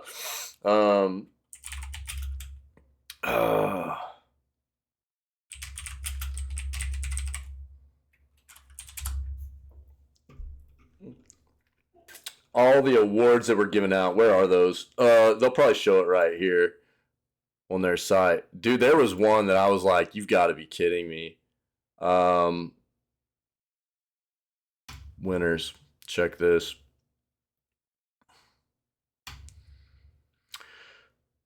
We should just look at categories, I guess. Where was it at?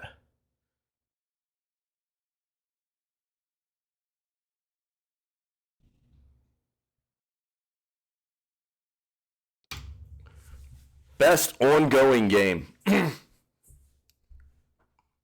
I could not believe this.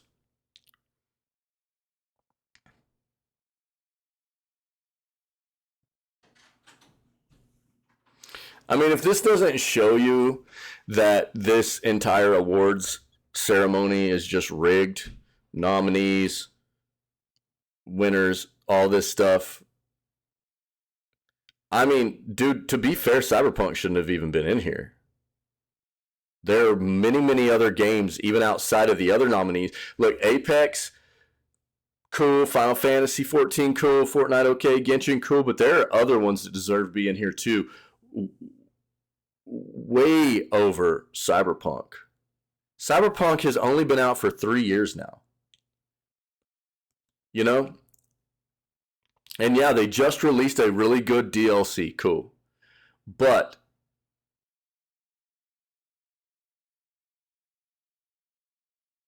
CDPR did not deserve to win this.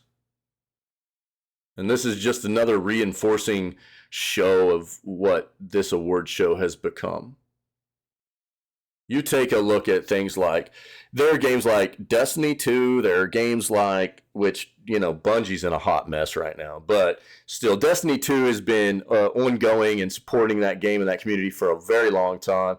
You talk about a game like Warframe, or, you know, what are some other ones, dude, that have been going just forever that deserved to be up here in the running for this over something like Cyberpunk, dude? I mean, it's actually kind of insane. And then for them to win it, it was like, oh man, what a farce, dude. Just crazy. Wait, what?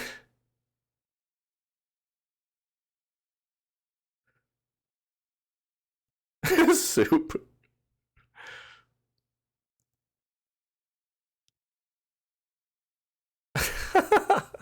So I don't know, man. I really don't think anybody should be putting stock into these awards anymore. It's just a big industry ruse, really, is what it is. Last article I have, man. Jeff Keighley shows cowardice at the Game Awards. The Game Awards were held on Thursday night, and what should have been a night to celebrate everything great in the industry we love was left with a black cloud hanging over it, as it was never addressed. Throughout the night, studios were praised, new games were shown by host and creator Jeff Keighley, but there was one thing about the Game Awards that bothered me and so many others. I'm not talking about the fact that on a night meant to celebrate the games of the past 12 months, winners were given 30 seconds to talk and give thanks before being told to wrap it up. I'm not even talking about the fact that so many awards were treated as throwaways so they can get back to things like Gonzo and a 10-minute segment for a Hideo Kojima game that is nowhere close to being released, right? All of which were egregious.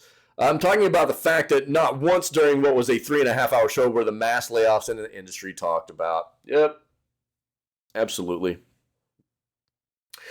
Despite many claiming 2023 to be the best year ever for gaming for thousands of people, it has been anything but. As of writing, though official numbers aren't available, nearly 10,000 people have been let go from studios and publishers this year alone. From quality assurance teams to artists to story writers and more, every single area of the industry has been hit hard. What was said during the single largest gaming show of the year? Absolutely zero. No heartfelt message expressing sympathy, no appreciation for the work that they've done for the games that were supposed to be honored at the show. Not a thing. At least there was Gonzo with Jeff Keighley at the Game Awards, though, right, guys? I mean, a Muppet hanging out with Muppets, right? Seems good. But those studios, publishers, and owners were still paraded around and championed. Look at Embracer Group, a company that's been laying off employees, shuttering studios, promising more cuts, all in the name of restructuring because they don't know how to manage their own money or maybe take pay away from executives. Were they mentioned for the mishandling of studios? Nope. Bungie, which has fumbled Destiny 2 heavily over the last year plus, was nominated for Best Community Support for Destiny 2 despite gutting most of its community engagement team earlier this year. Yeah, that's pretty sad. Again, Keighley said nothing, and it's not like he doesn't know his platform and the reach it has. He has been vocal about issues in the past, such as the serious sexual harassment allegations at Activision Blizzard, like I was just talking about earlier. So it's not like this platform hasn't been used before, right? In a positive way to call out things in the industry that should be getting called out, right? He's also gone after Konami when they wouldn't let Kojima appear at the show back in 2015. But now, with the Game Awards heading towards its 10th anniversary, it seems that it's gotten too intertwined with the studios, publishers, and sponsors to do anything that might seem controversial. I think this is a big problem with people, dude. And it's become quite apparent, you know? rather than use your platform to stand up for raising awareness for things that people might find controversial, that things should be having awareness raised for, you know? Yeah. I don't know, Cash. Totally worth, though, in my opinion. You know? Totally worth. I actually loved that. I remember when it happened. I loved it. You know? That was my first year of streaming, actually, back in 2021, you know, whenever they weren't allowed to come and everything. I think that's when that happened. And, but I remember it anyways. And I was like, dude, that's great. You know? It's like totally calling them out. And, well, yeah, I mean, obviously it's not anymore, you know? Obviously it's not worth it for him anymore. But I think this is the issue, though, right? And this is why so many people are writing articles about this now, is because it's becoming so obvious. So, and this is the decision people have to make. Do you stand up? Do you use your platform and your voice for the things that, you know, they should be used for good and for moral, ethical kind of purposes? You know what I mean? Or do you just stay quiet? Yeah?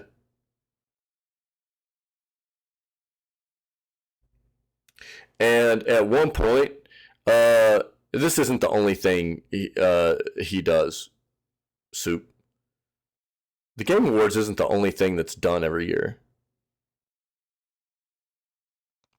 But obviously, there was a precedent set for expectations for what, you know, Jeff Keighley was going to be using this platform for previously, and apparently that has changed, right? That's changed now. And so I think that's, people had expectations of what this was going to be about, which was, you know, lifting up companies doing good things, but also calling out companies potentially that were doing bad things like we had seen in the past. And apparently that's just gone now. So, but I mean, I think this comes down to something that, you know, it's not like this is an you know, an unseen thing, right? We see this happen with people all the time. They get influenced a lot of times by money. Money makes the world go round, and it makes people shut their mouths. Yeah. And apparently it's made Jeff Keighley shut his mouth too, unfortunately. And nobody really knows what's going on behind the scenes here, but apparently there's definitely something that has changed here, right? So, obviously not worth it for him.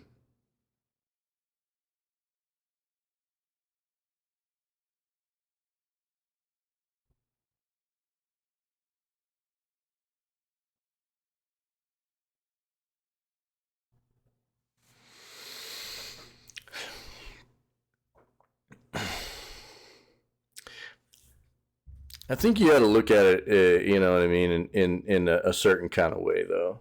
It's like,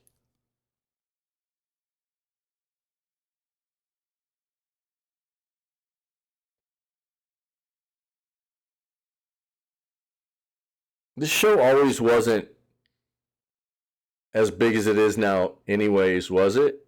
You know? And he was okay with what it was beforehand, and he was okay with being outspoken about, you know what I mean, trying to raise awareness about things in the industry at that point. But now all of a sudden, you know, it's like, it's probably not willing to part with a lot of what he's gained, right? That's probably what it comes down to. I don't think that's going to be, a big surprise for most people. Yeah, exactly, Pinky. Fat stacks of cash are fatter, right? Yeah. Yeah. Money changes most people. Money changes most people. It really does. Not everybody, but it does. Money changes most people. And it's unfortunate. It is. But I think this is a situation where that's probably what's happened. Not necessarily a surprise, but it doesn't feel good. And I think that's why a lot of people are writing articles and calling out what's happening here at the Game Awards. Because there's definitely issues in the industry. Big, blaring, bright light, red flag issues that people were expecting to be at least annotated, at least in some kind of side note, in some form or fashion, and didn't get touched on at all. Because we've all been talking about it for months. The majority of the year, actually. And it was an expectation here. And now that it hasn't been addressed, people, I think, know what the Jeff Keighley has turned into.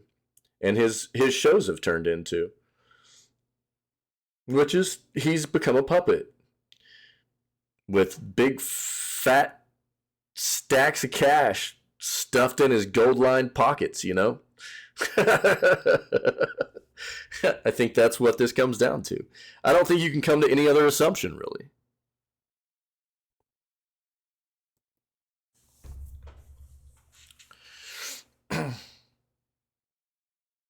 So I'll read this again. But now, with the Game Awards heading towards its 10th anniversary, seems that it's gotten too intertwined with studios, publishers, and sponsors to do anything that might seem controversial.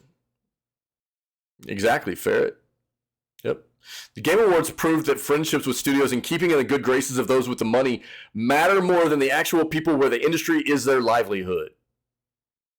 Keighley holds the biggest stage for gaming in today's landscape. With what comes some responsibility to the industry he champions and tries to represent. Unfortunately, he and the entire team behind the Game Awards proved their cowardice on Thursday night, and why the Game Awards will continue to feel like nothing more than a marketing event for publishers. Exactly what I've been stating. And I've been very vocal about this fact too. I mean, I'm pretty upfront about, there's a reason why a lot of companies in this industry wouldn't look towards somebody like me to sponsor. And it's because I'm very vocal about the things I find to be bad in this industry. And I don't hold punches, dude. I tell it like it is. And that's one of those things that I think it comes down to trying to be true to who I am and how I feel about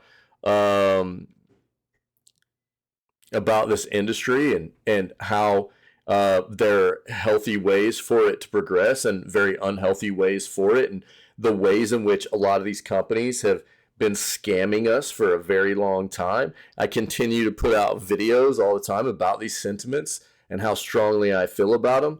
And there are a lot of, and let's be fair, there are a lot of companies in this industry that don't want and don't like people like me pointing out that kind of stuff and educating people on those kinds of sentiments, right?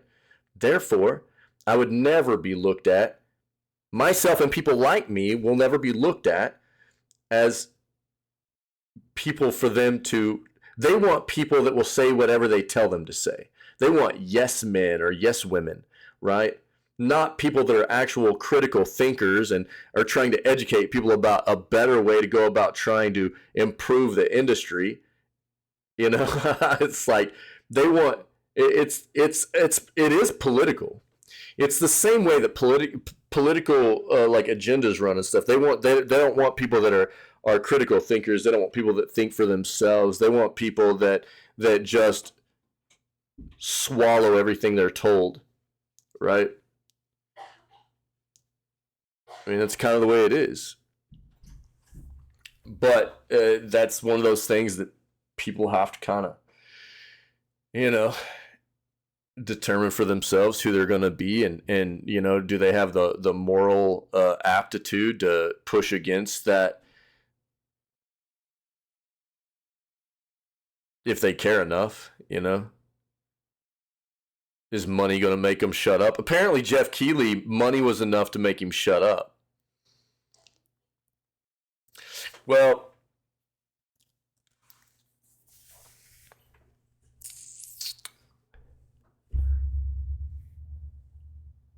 I also don't think that, Soup, I don't think that him saying something about the layoffs would like kill that show.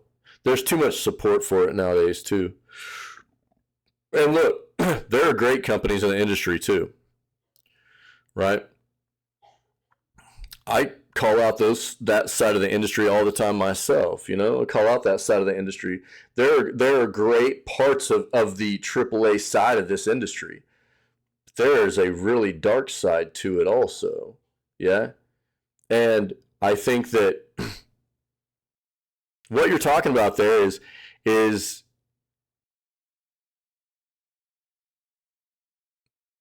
that decision people have to make, you know? And exactly what Pinky and I were kind of discussing a little bit. You know, his fat stacks of cash are fatter now that he's not creating controversy. Yeah. He can have more bedazzles on his kicks, you know. But the thing is, I mean, if he really cared, here's my sentiment. I'll kind of end it on this. If Jeff Keighley really cared about this industry the way I used to think that he did, he would have said something.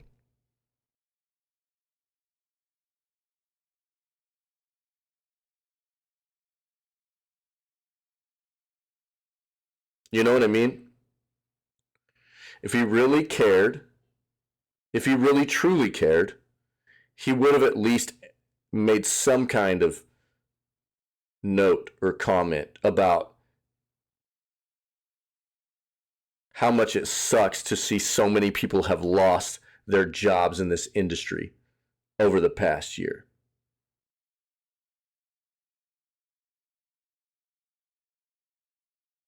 But he didn't.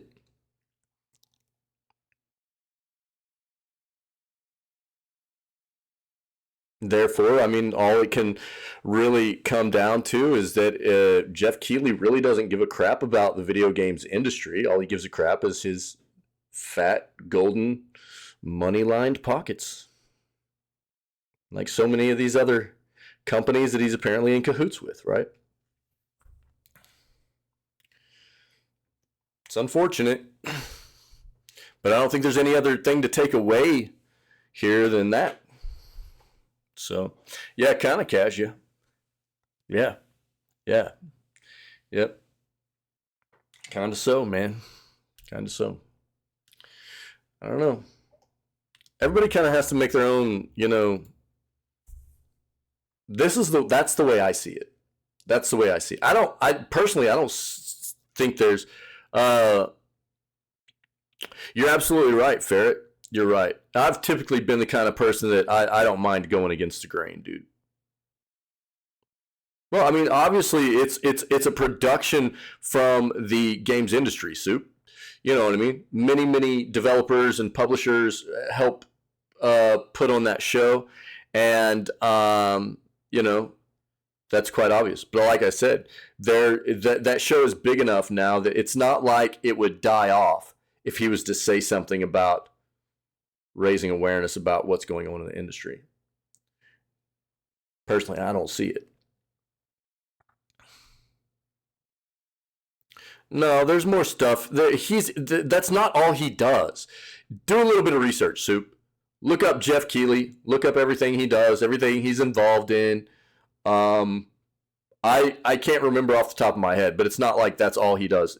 To be fair, these shows do take a lot of preparation, a lot of work, a lot of time invested. He's got a lot of teams that are involved in it. They do a lot of that stuff. That's not all he does, I don't think. You just need to do a little bit of looking into Jeff Keighley and everything else that he's into, okay? Yeah, fair. I mean, look, man, from our past, we've both had careers that are very politically driven in many ways. Yeah.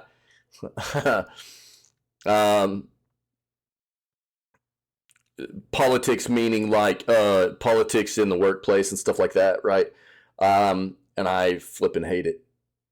I've always hated it. I've always been the kind of person that was about, you know, I don't kiss ass. I hate that, you know. I'm about calling people out for doing the things wrong that they're doing wrong. I'm about praising people for the things that they do right. I feel like that's the way things should go. It's an easy concept. Most people don't play that way, but that's the way I feel like things should go, and that's the way that I conduct myself. And that's why I am the way I am whenever I talk about the gaming industry and this kind of stuff too, you know. It's not a popular thing, you know, and I haven't ever really cared all that much about being popular, but I'll work my ass off. I'll get the job done. I'll do it better than most other people will, but I'm going to call somebody else out. I don't care who it is for doing something wrong. Yeah. And that's an unpopular thing quite often. So it's harder to, I think,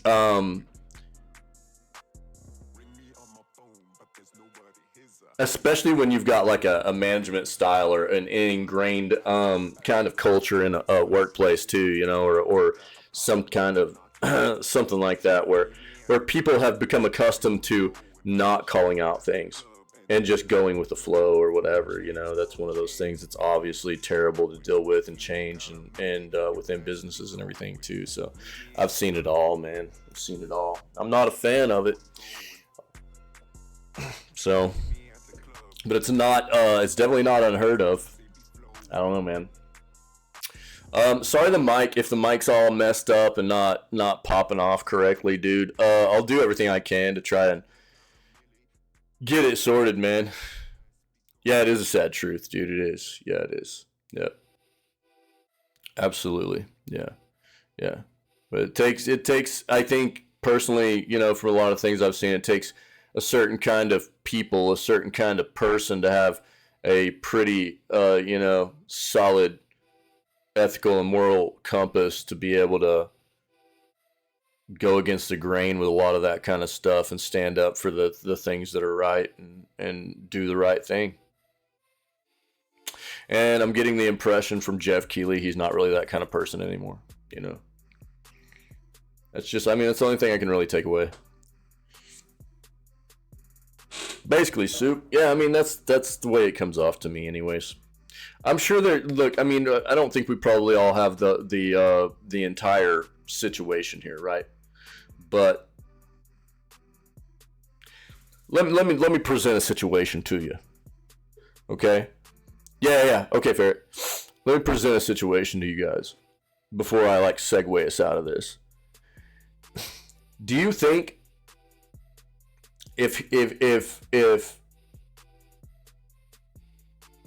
Jeff Keighley had, in a very basic default way, just addressed the elephant in the room, if you will, about all the layoffs in the industry without calling out any specific company, and just tried to give some kind of heartfelt sentiment to all those individuals that had lost their jobs, you know, and said, you know, wishing all those individuals the best. We've had a lot of great games. We know that there are people that have worked on these games that have lost their jobs. you know, a lot of people have worked on a lot of great games this year that have lost their jobs. There've been great games in the industry. Been a lot of job loss, though. You know, we need to keep working to make sure that this industry is, you know, picking up these pieces, these people that are lost right now, and you know, we're doing better by the people that keep bringing us these great products. Something default like that, you know. And he had said something just like something like that. Not calling out Embracer, not calling out Epic, not calling out Microsoft, not calling out, you know, any of these other companies that have laid off so many people, not calling out anybody by name. Do you think that his award show would get shut down? Absolutely not.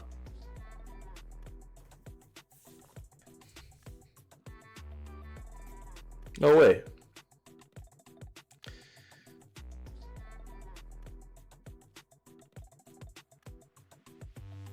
Maybe.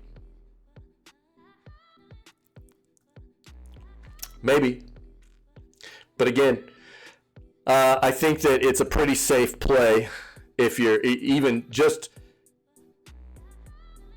didn't need to call anybody out. Just say that there's been a lot of people that have lost their jobs in the industry. It's been a rough go for a lot of people, and to throw some good thoughts out their way and trying to let people know that people are thinking about them and stuff like that. Default skin assassin hired by Epic with Tier 4 sniper. You know, I mean, I don't think that there would have been a whole lot of blowback about that from the side of his, you know, sponsors or anything.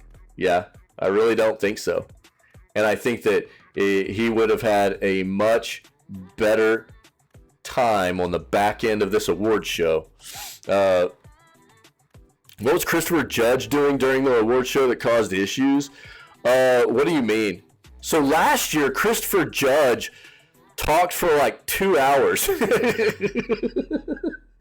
Like accepting an award for like 2 hours, dude. And basically what happened... Yeah. So it wasn't this year. Last year, Christopher Judge got an award, and dude, his acceptance speech was brutal. It was painful to watch. It's like he didn't even know what to say. And he just stood up there forever, though. It took forever, dog. It was painful. It hurt. I was embarrassed for him. Dude. It felt like it went on forever. And we're all going, what's he doing, dude? Like, come on, bro. You know, we were all just like tripping out. Like, why is he up there for so long? And finally, you know, he got up there. It was like, what was that? You know? Well, this year, because of what Christopher Judge did last year, this year, anytime anybody got an award, it was like 30 seconds after they got the award and started talking, bro, they just started playing music to kind of run them off stage. They didn't give people time to talk at all. And it's really all Christopher Judge's fault, dude. But like, people didn't even have time to thank anybody hardly, because they were just playing music right away. It's like, oh, you got your award? Get off stage. Get off stage. Get off stage. You know? What about Zenless, dude? What about it? Did the team get to talk? No, I don't think so. You're crazy, Sue. All right, man. Yeah, it was a good news segment. I am sorry if my microphone's jacked up. I'm going to try to figure out what's going on. I might have to buy a new one, dude. I don't know. So, yeah. I need my flipping glove, dude. So, I hope everybody's having a good day. I know that everybody's going to have a bit of a different, you know, kind of take and everything on a lot of what we talked about here in this new segment. That's all right. I think that's the whole point of us discussing these issues, right?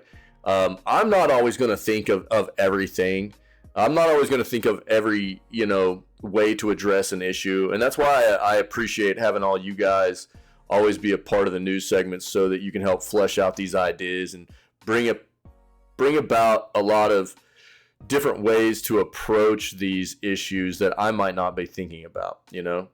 And that's what makes this great. We got a civil community here where we can talk about these things, flesh these ideas out, help each other understand these things more, you know what I mean? And yeah, Pinky. And so even if you're not like watching all this stuff now, if you know, have insights that you want to share about these topics that we cover, you know, then feel free to leave comments. All the content goes on YouTube and stuff. Feel free to hop in and drop a comment down, but you know, at least watch the flipping video and leave some, you know, if you're going to leave a comment and try to like start a debate or provide some kind of insight, then watch the video so you at least know what you're talking about.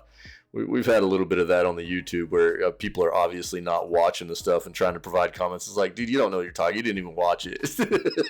You know, it's crazy, man. But that's what YouTube does, right? So I don't know. On that note, dude, we'll probably play games for a little bit here. It'll be kind of a shorter day. I've got some stuff going on with the kiddos. One of my kids has a thing going on we got to go attend later this morning. So we'll get a couple of probably close to a couple of hours of gaming in. But if anybody's been able to hang out, you're not familiar with what we do, this is the way we start out all of our streams. I'm live 6 days a week. We normally take every Wednesday off, and but every other day we start off the streams at roughly 6 a.m. CST CDT, kicking off with video gaming news like we're finishing up right now, and then moving on and playing games for the rest of the day. Normally I go for about 8-9 hours a day, but Thursday I did a 16-hour stream after being sick. It made me really even more sick, and then I only did the news yesterday, and today I've got some family stuff. So it's been a little bit wonky of a schedule here lately, but normally I try to be pretty consistent. So if you're enjoying this, you know, go look at the rest of the stuff we have on the Twitch channel and the YouTube channel. All the previous content for gaming news, video gaming news segments, playthroughs we've done, clips and funny clips and highlights, stuff like that. All that stuff's out there, man. So we have a great time here. We talk about important issues in the industry, you know, obviously, and so we get serious sometimes, but quite often, man, we're having a good time, just laughing and enjoying the world of video games that we all love so much. And we have an amazing community of people here that are always part of what we do, and it's all about, you know, trying to be void of toxicity, embracing each other as human beings, and just spreading good vibes, man. And if that's something that you can dig, then I would prompt you to come hang out with us when we are live, man. So other than that, stay healthy, stay safe, be kind. Happy Saturday, and we'll go play some games. I'm going to run us an outro real quick. Stream's not going down. Don't go anywhere. We'll be right back, and we'll start playing a little bit of probably Baldur's Gate 2 with Pinky this morning. All right?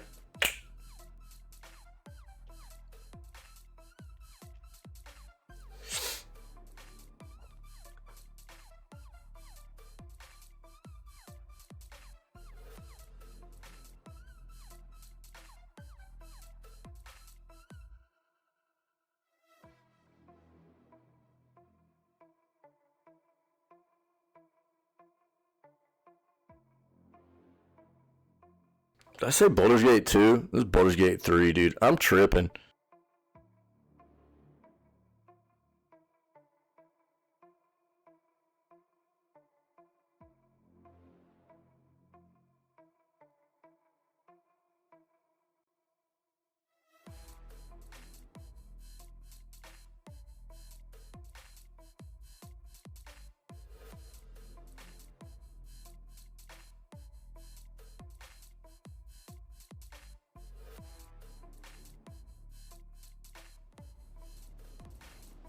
Yo, what up, Sack? Wait, Soup, what? Delivery failed from my console food.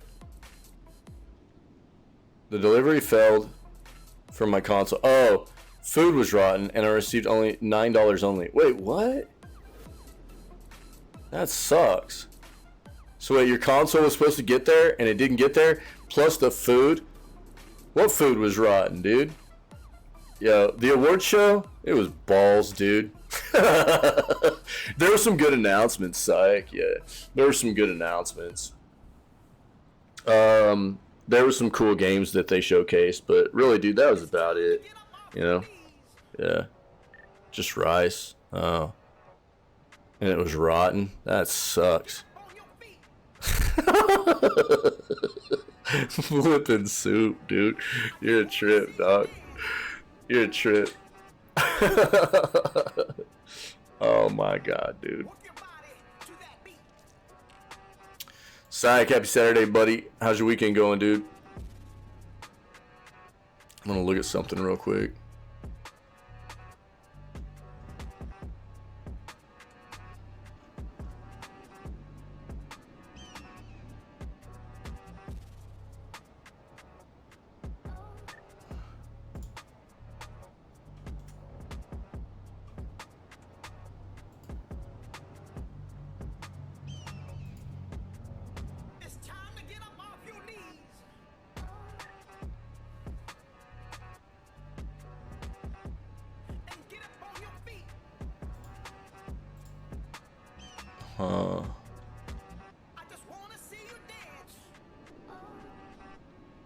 What?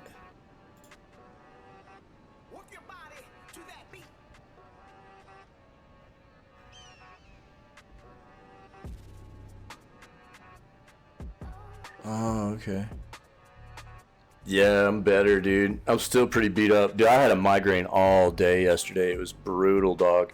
It was the worst one I've had in a long time.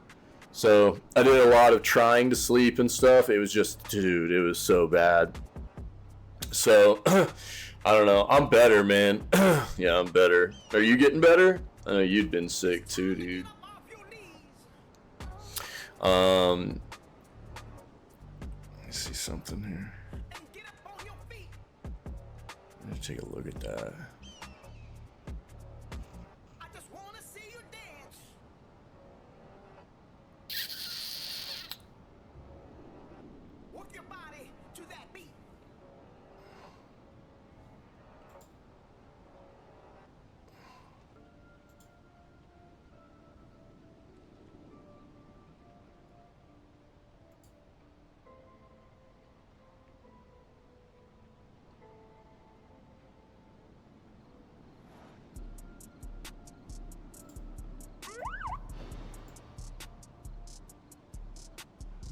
Huh.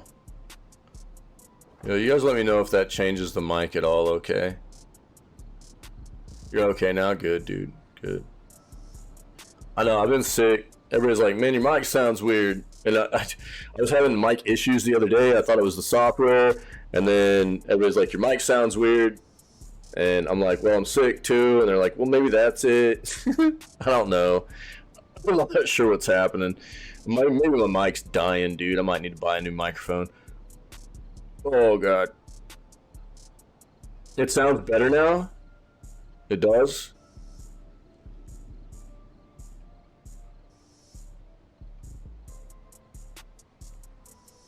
Oh, soup. They should rethink that.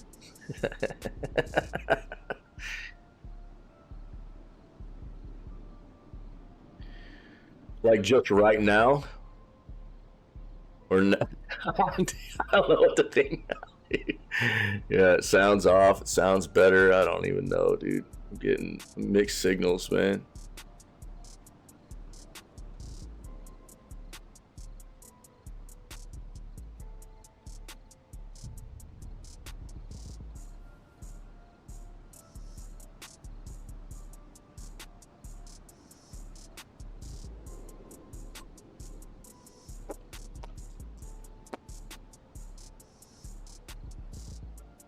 Use soap? Yeah, Pinky was telling me to use oil on it earlier. Doesn't peak as much as it did a while ago. That's good. Okay. Mime stream. I've got paint. I can paint myself. I got all that paint from Halloween, you know. Yeah, I don't know. What's weird, I just updated OBS not too long ago too, and I'm wondering if there's like might be some issues. The thing that's weird is I can't really see any difference in what's going on with the microphone, and the only thing I can figure is maybe my microphone's getting messed up.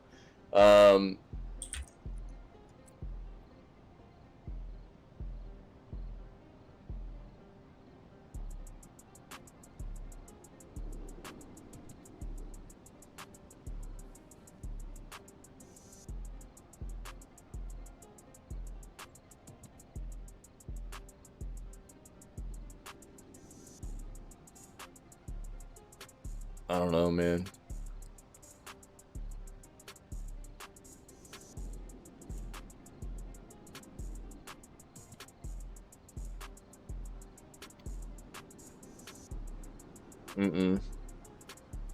No.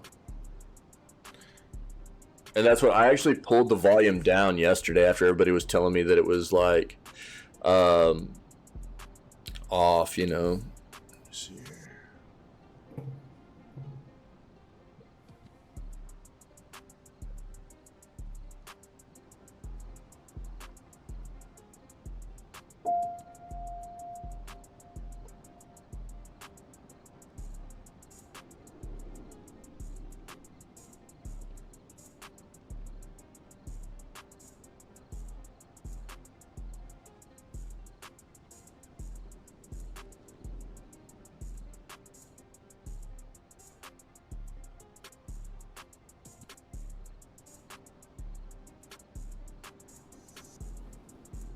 Well, I was like wondering. I was like, man, did I like accidentally hit something? I did, but I think everything looks okay, man. I don't know. Thing is, I can't.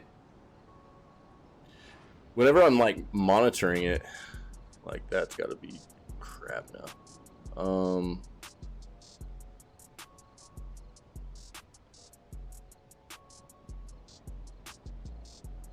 So what is it? I just don't sound as clear or something. What's going on?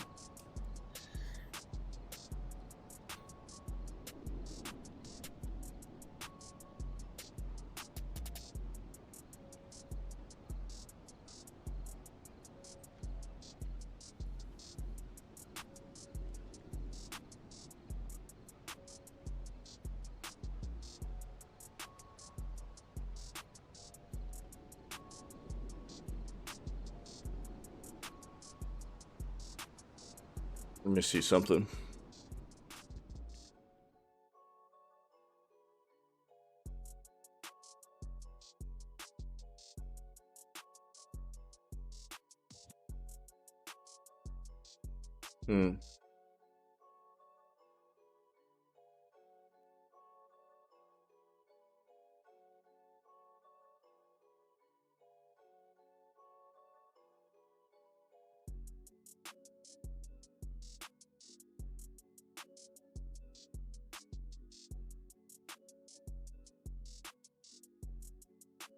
It gets really grainy.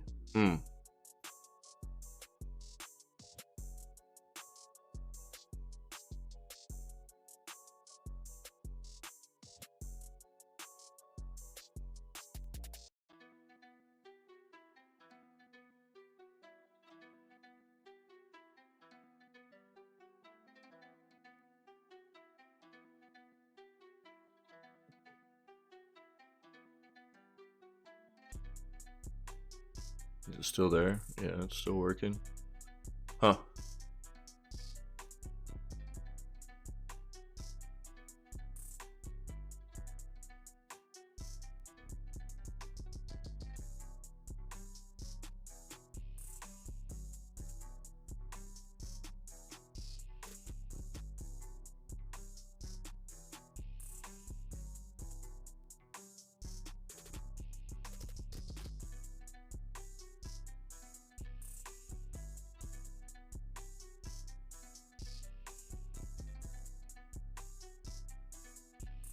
I don't see anything off, dude, which is what's weird, you know? I did update OBS here recently, but I don't... maybe my microphone's just dying, dude. And maybe it's the cable or something, too. I'll see if I can grab another cable. We'll try another cable out maybe after the break, okay? It's phasing.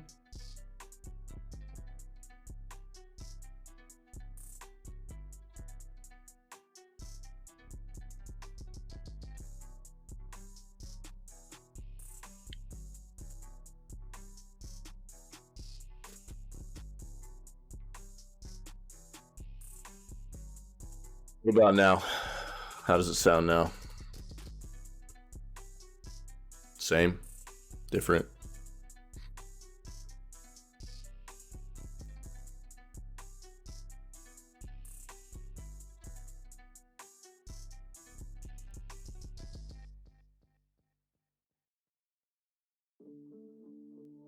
What about now? Same? Different?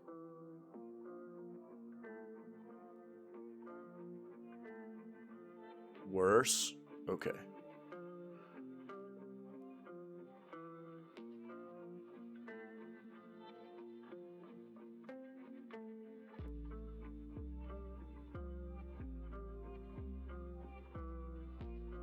What about now? Same? Different?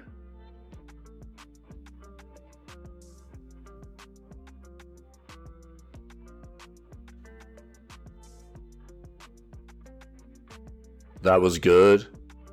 A bit high. Your volume, not quality. Well, I'm changing the gain on it and everything too, so that's why I'm asking.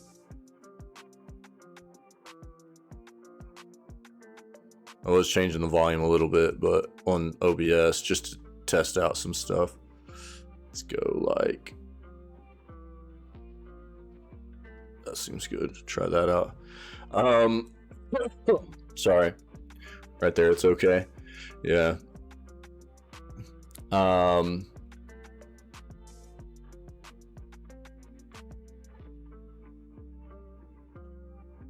It's off again.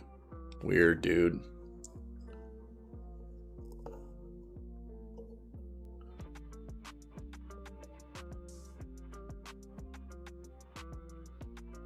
It's like I keep cutting out or something? Is that what you mean by phasing?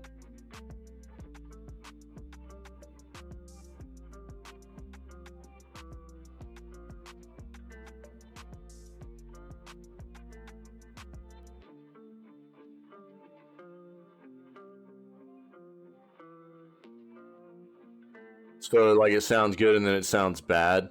It might be the microphone. Let me try a different cable. Okay, yeah, let me try a different cable. I'll see if I can grab a cable real quick and try this again. I don't know if I have one long enough, but I'll see. Give me a second. I'm gonna run a montage real quick, man. I'll see if I can find another cable and grab some coffee and stuff. I'll be back in a second, okay? Thanks for trying to help, guys. Give me a second, and I'll try to see if I can figure it out, okay? But I'll run you a montage for a second. I got to figure this out. In fact, the mic sounds like crap. Sucks. That sucks. I'll be right back. You guys rock. Happy.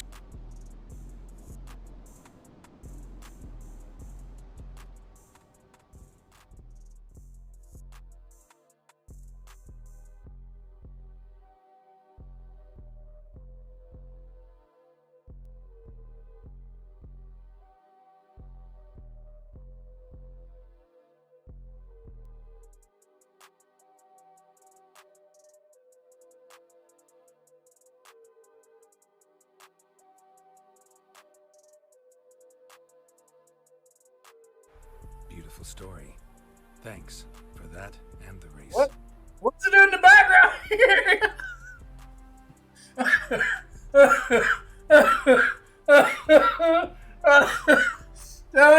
Now you guys saw that, dude.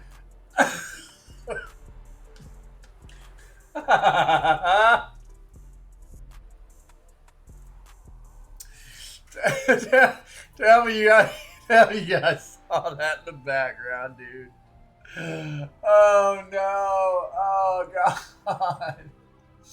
We just got video bombed. There's a dude like he was walking back there like he was carrying something. He literally had nothing in his arms.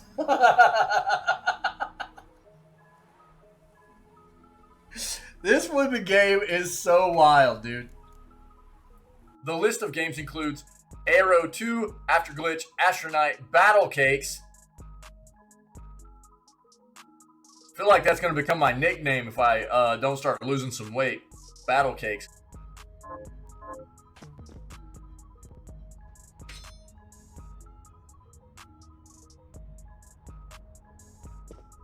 Bro, what happened to our head? Dog, what happened to our head? Bro, what happened to our head? Dude, what happened? What?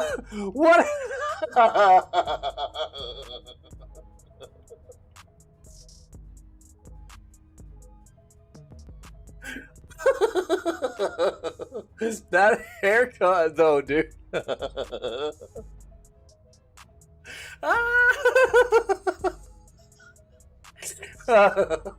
we got like the reverse Lloyd Christmas haircut, dog.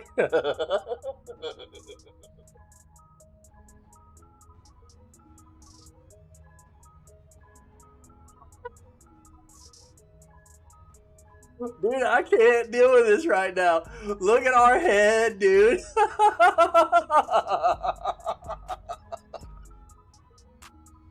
Oh my God, bro. Oh, Jesus. Help me, Jesus. Oh, God, dude. Look at that, dude. Oh, bro. All right, let's see what's happening here. Hey, you guys need the sprocket spangler for the flux capacitor there. I'll go hunt it down. We ready? Let's go, chat.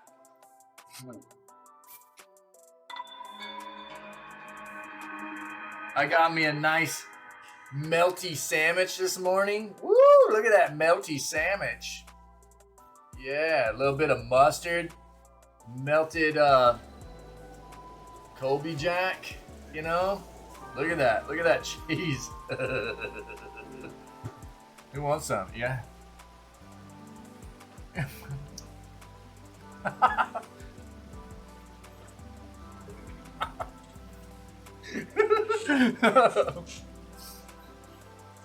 Don't act like you're not impressed, chat. Is it getting hot in here?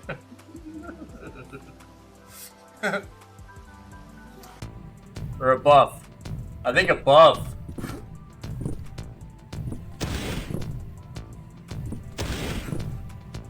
Crap. Hold on. Maybe over there too. There's something. Oh my God, dude! Sight. Where my mod's at? Somebody ban that guy.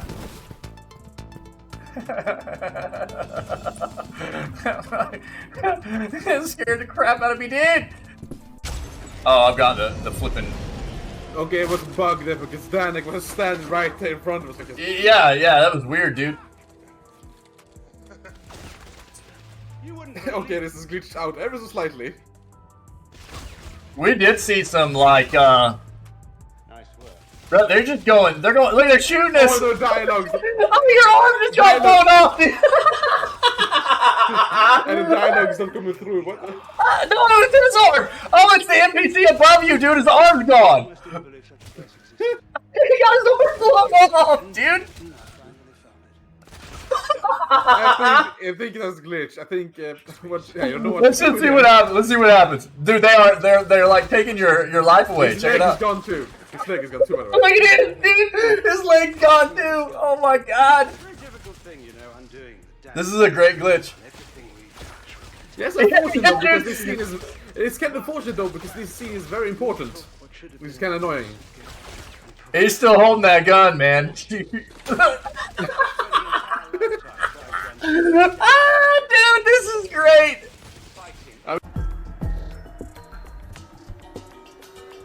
Need more coffee. What are you eating? Fish sticks? I just heard Kanye liked them so much I had to try them out, you know?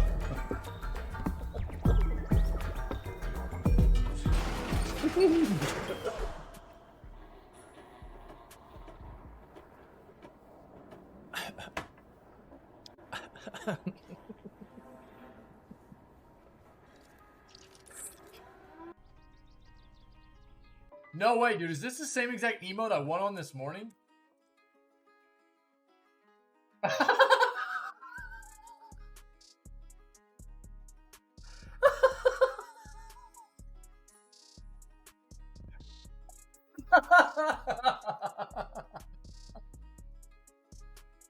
Bro, Stream Elements is wild, dude. What? What happened to my beard? Nothing, man. I am.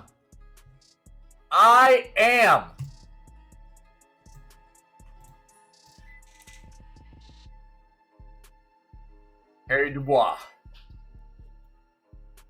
I am Harry Dubois. All right?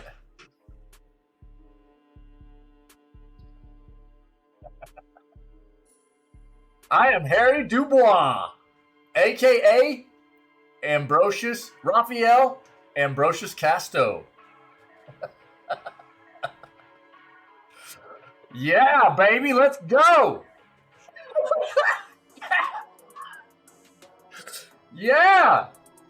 Nothing happened. Nothing happened.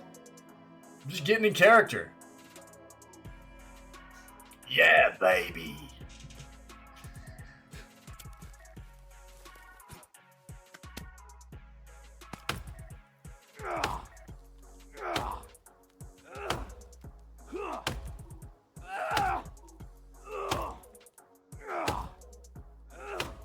Some of these stumps are just, I'm just kind of stumped.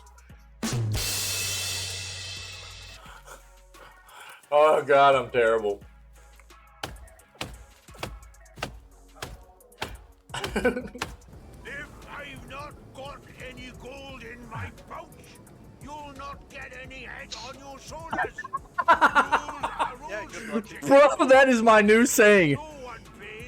If I've not got any gold in my pouch, you'll not got any head on your shoulders, chat.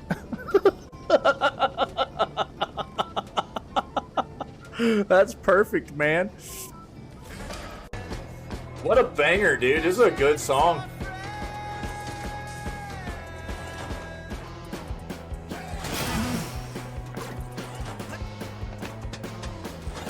I can't move. Oh, soft lock much?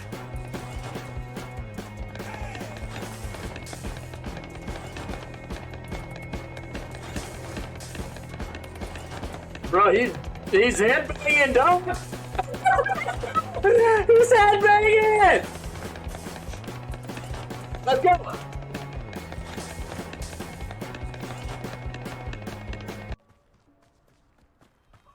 Bro, you don't take your cell phone in the shower?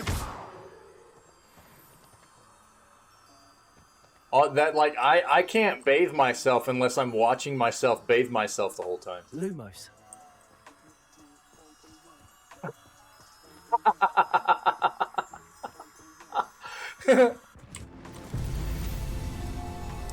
Get wrecked!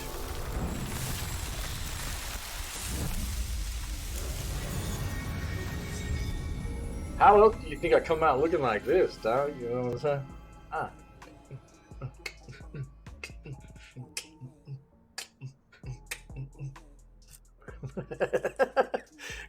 You don't come out of the shower looking like this, bro, unless you watch yourself bathe yourself in your phone while you're bathing yourself in the shower, watching yourself do it. You know what I'm saying?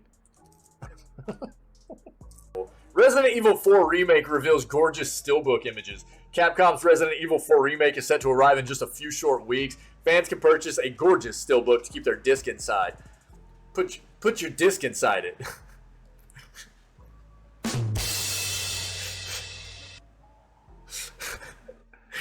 God dang, dude. Today's a trip, dude. Just put your disc inside it. Wait, what was that? What's that, dude? Yo. Is that a baguette? No way. Is this the revolution? Is this the revolution? What is this? Guys, it is! Is that...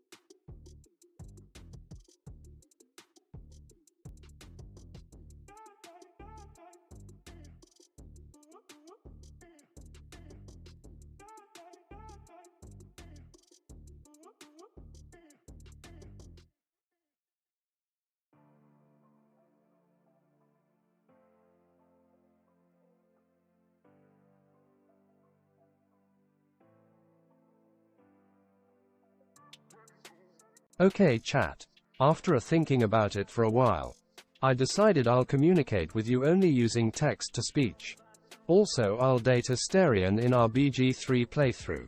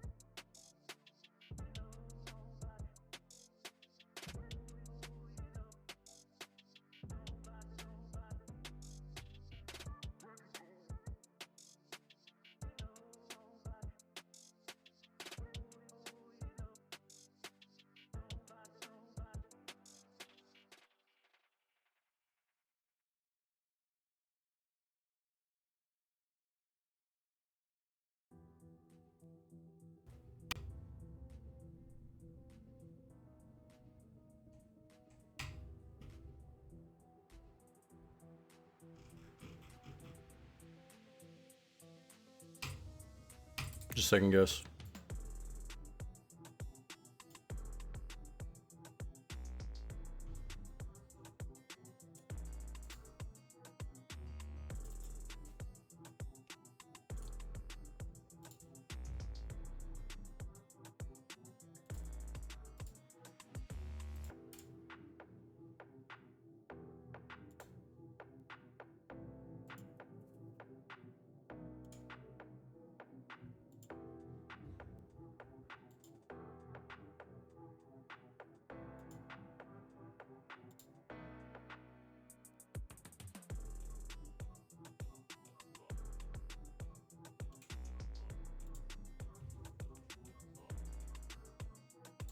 Not what I want, you idiot.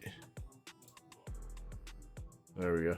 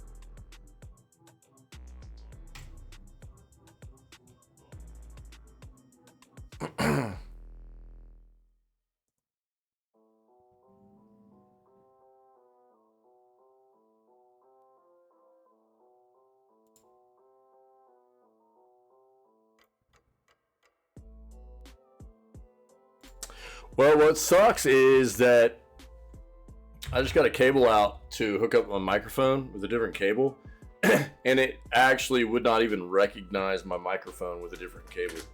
So that's fun. Not a good look.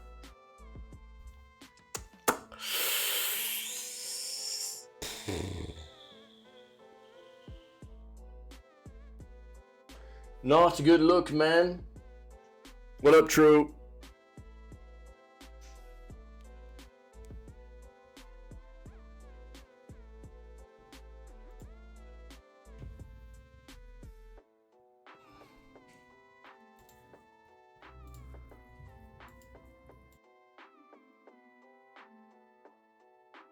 There we go.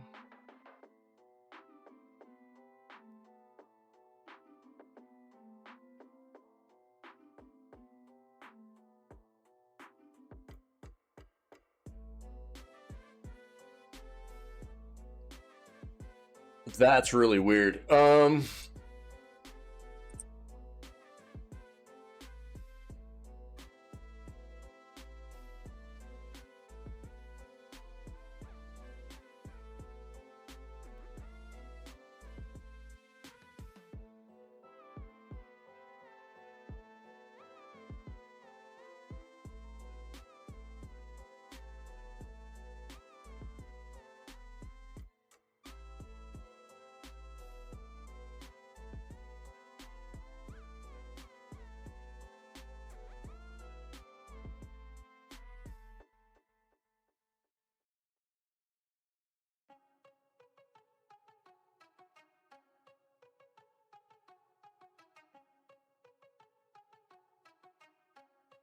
It's just the mic stuff, dude, still. And I was like, well, I'll try a different cable and see if it might be my cable going bad or something. And then, of course, because everybody's like, you sound grainy.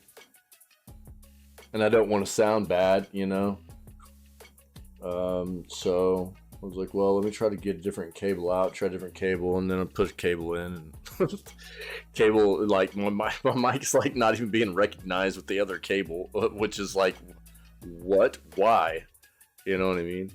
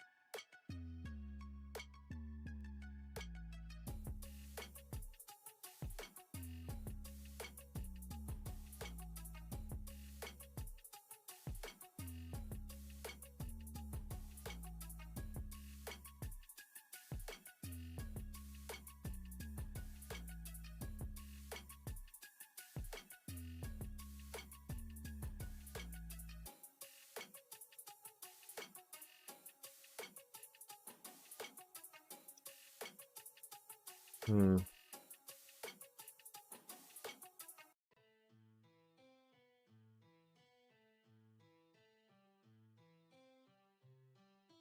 don't really know what to do, man.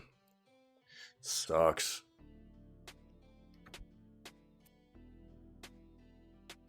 I'll probably just call it, dude.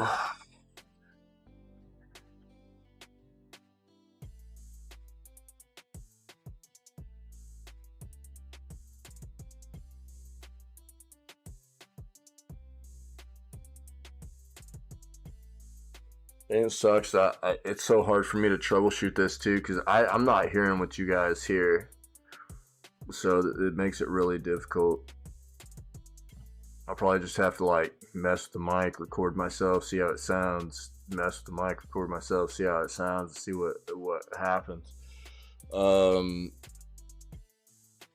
Yeah, well, I mean, like that's what you're telling me, and then I have a ton of other people telling me that I sound like trash. So I don't know what.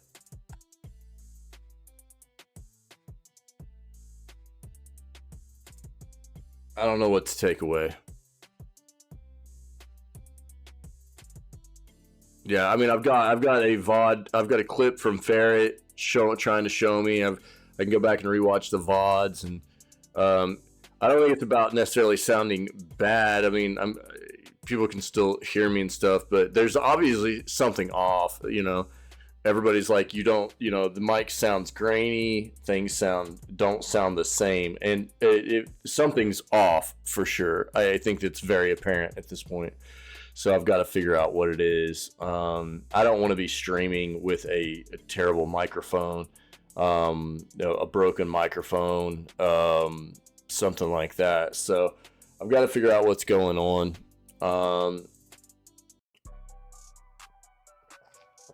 I was only going to be able to go for about another hour anyways, because we got family stuff going on today.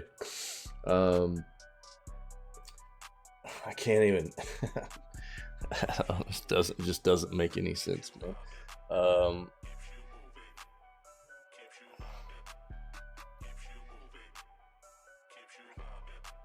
Yeah, well, I mean, and for me, like, I don't want something that doesn't sound good. You know what I mean? So I appreciate everybody letting me know. It sounds not good. It doesn't sound quality. That's the thing. It doesn't sound quality. It doesn't sound the way I usually sound, and that's an issue, right? And so I need to figure out what's going on, and I need to fix it, because that means something's wrong, and that means things are going to get worse.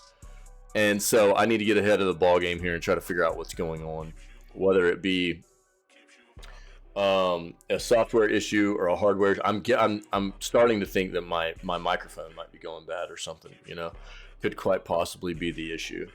So I don't know. Weirdly enough, plug in the same exact type of cable to the microphone that is already in it, and it wouldn't even like pick up the microphone with the other cable, so I couldn't even troubleshoot that. So I was going to try to troubleshoot it that way for just a second and see if maybe the cable was going bad, but I can't even do that right now, so it's probably just going to be easier to shut it down. Sorry, it sucks. It puts me in a bad mood, dude, because I only got the news done yesterday. That means I'm only going to get the news done today, and that sucks, man. I'm really sorry. Pinky won't be able to do BG3 tomorrow, so we'll just yeah, and that's what I was saying too. I was like, I'm sick, so is it just my, but people are like, no, it's not just your voice, there's something wrong. So I'll go back and listen to the VODs and try to take a look, and I'll just keep trying to mess with stuff today and see if I can figure it out. It might be time for a new microphone, potentially. So I don't know. I might just have to take this bad boy apart and see what's going on here. See if something looks loose or messed up. It's not your fault. I'm sorry. It's not your fault. You don't have any reason to apologize. I'm sorry, man. I feel bad. I pushed myself too hard on Thursday. I thought I was feeling better, and I was, and then I pushed myself too hard, and then I ended up with a migraine all day yesterday, man. And oil it up. Yeah, I'm gonna lather it, boy. Lather it all up. And I was worried about it. So migraine all day yesterday, and I'm still feeling beat today, but I feel better, which is good. But I was wanting to at least get a little bit of gaming in, and I need to take the time to try to figure out what's going on with the mic, man. So we'll just call it, dude. I'm really sorry, guys. It sucks. If hopefully I can get this figured out today, then we'll be all good for tomorrow. I'm sorry that it sounds like actual trash, and hopefully I'll be able to get it sorted, and we'll be able to move forward without too much issue, dude. So have a great Saturday. Sorry. I'll be around. I'll be around on Discord and stuff. Hope you have a great start to your weekend, and you know, I'll be around and stuff. So I'll try to do my best to make sure that we can get a good, nice, long day in of playing games tomorrow. I might just do some community games tomorrow, though. Yeah, thanks. I appreciate it. True. It might just do some Once Human, might do some Deep Rock. I don't know. Pinky's not going to be available, so there won't be any BG3, and I'm going to need a chill day, dude. I'm going to need something chill. I don't know that I'm going to be able to do the Alan Wake stuff, man. So I'm going to need something chill and relaxing and kind of fun. So I'll do my best, man, and make sure we're good to go tomorrow, and I don't sound like a bag of trash in this microphone. So have a great day. Appreciate you guys. Sorry. I'm really sorry. I'll be around. I'll see you guys around on Discord, okay? Have a great Saturday, guys.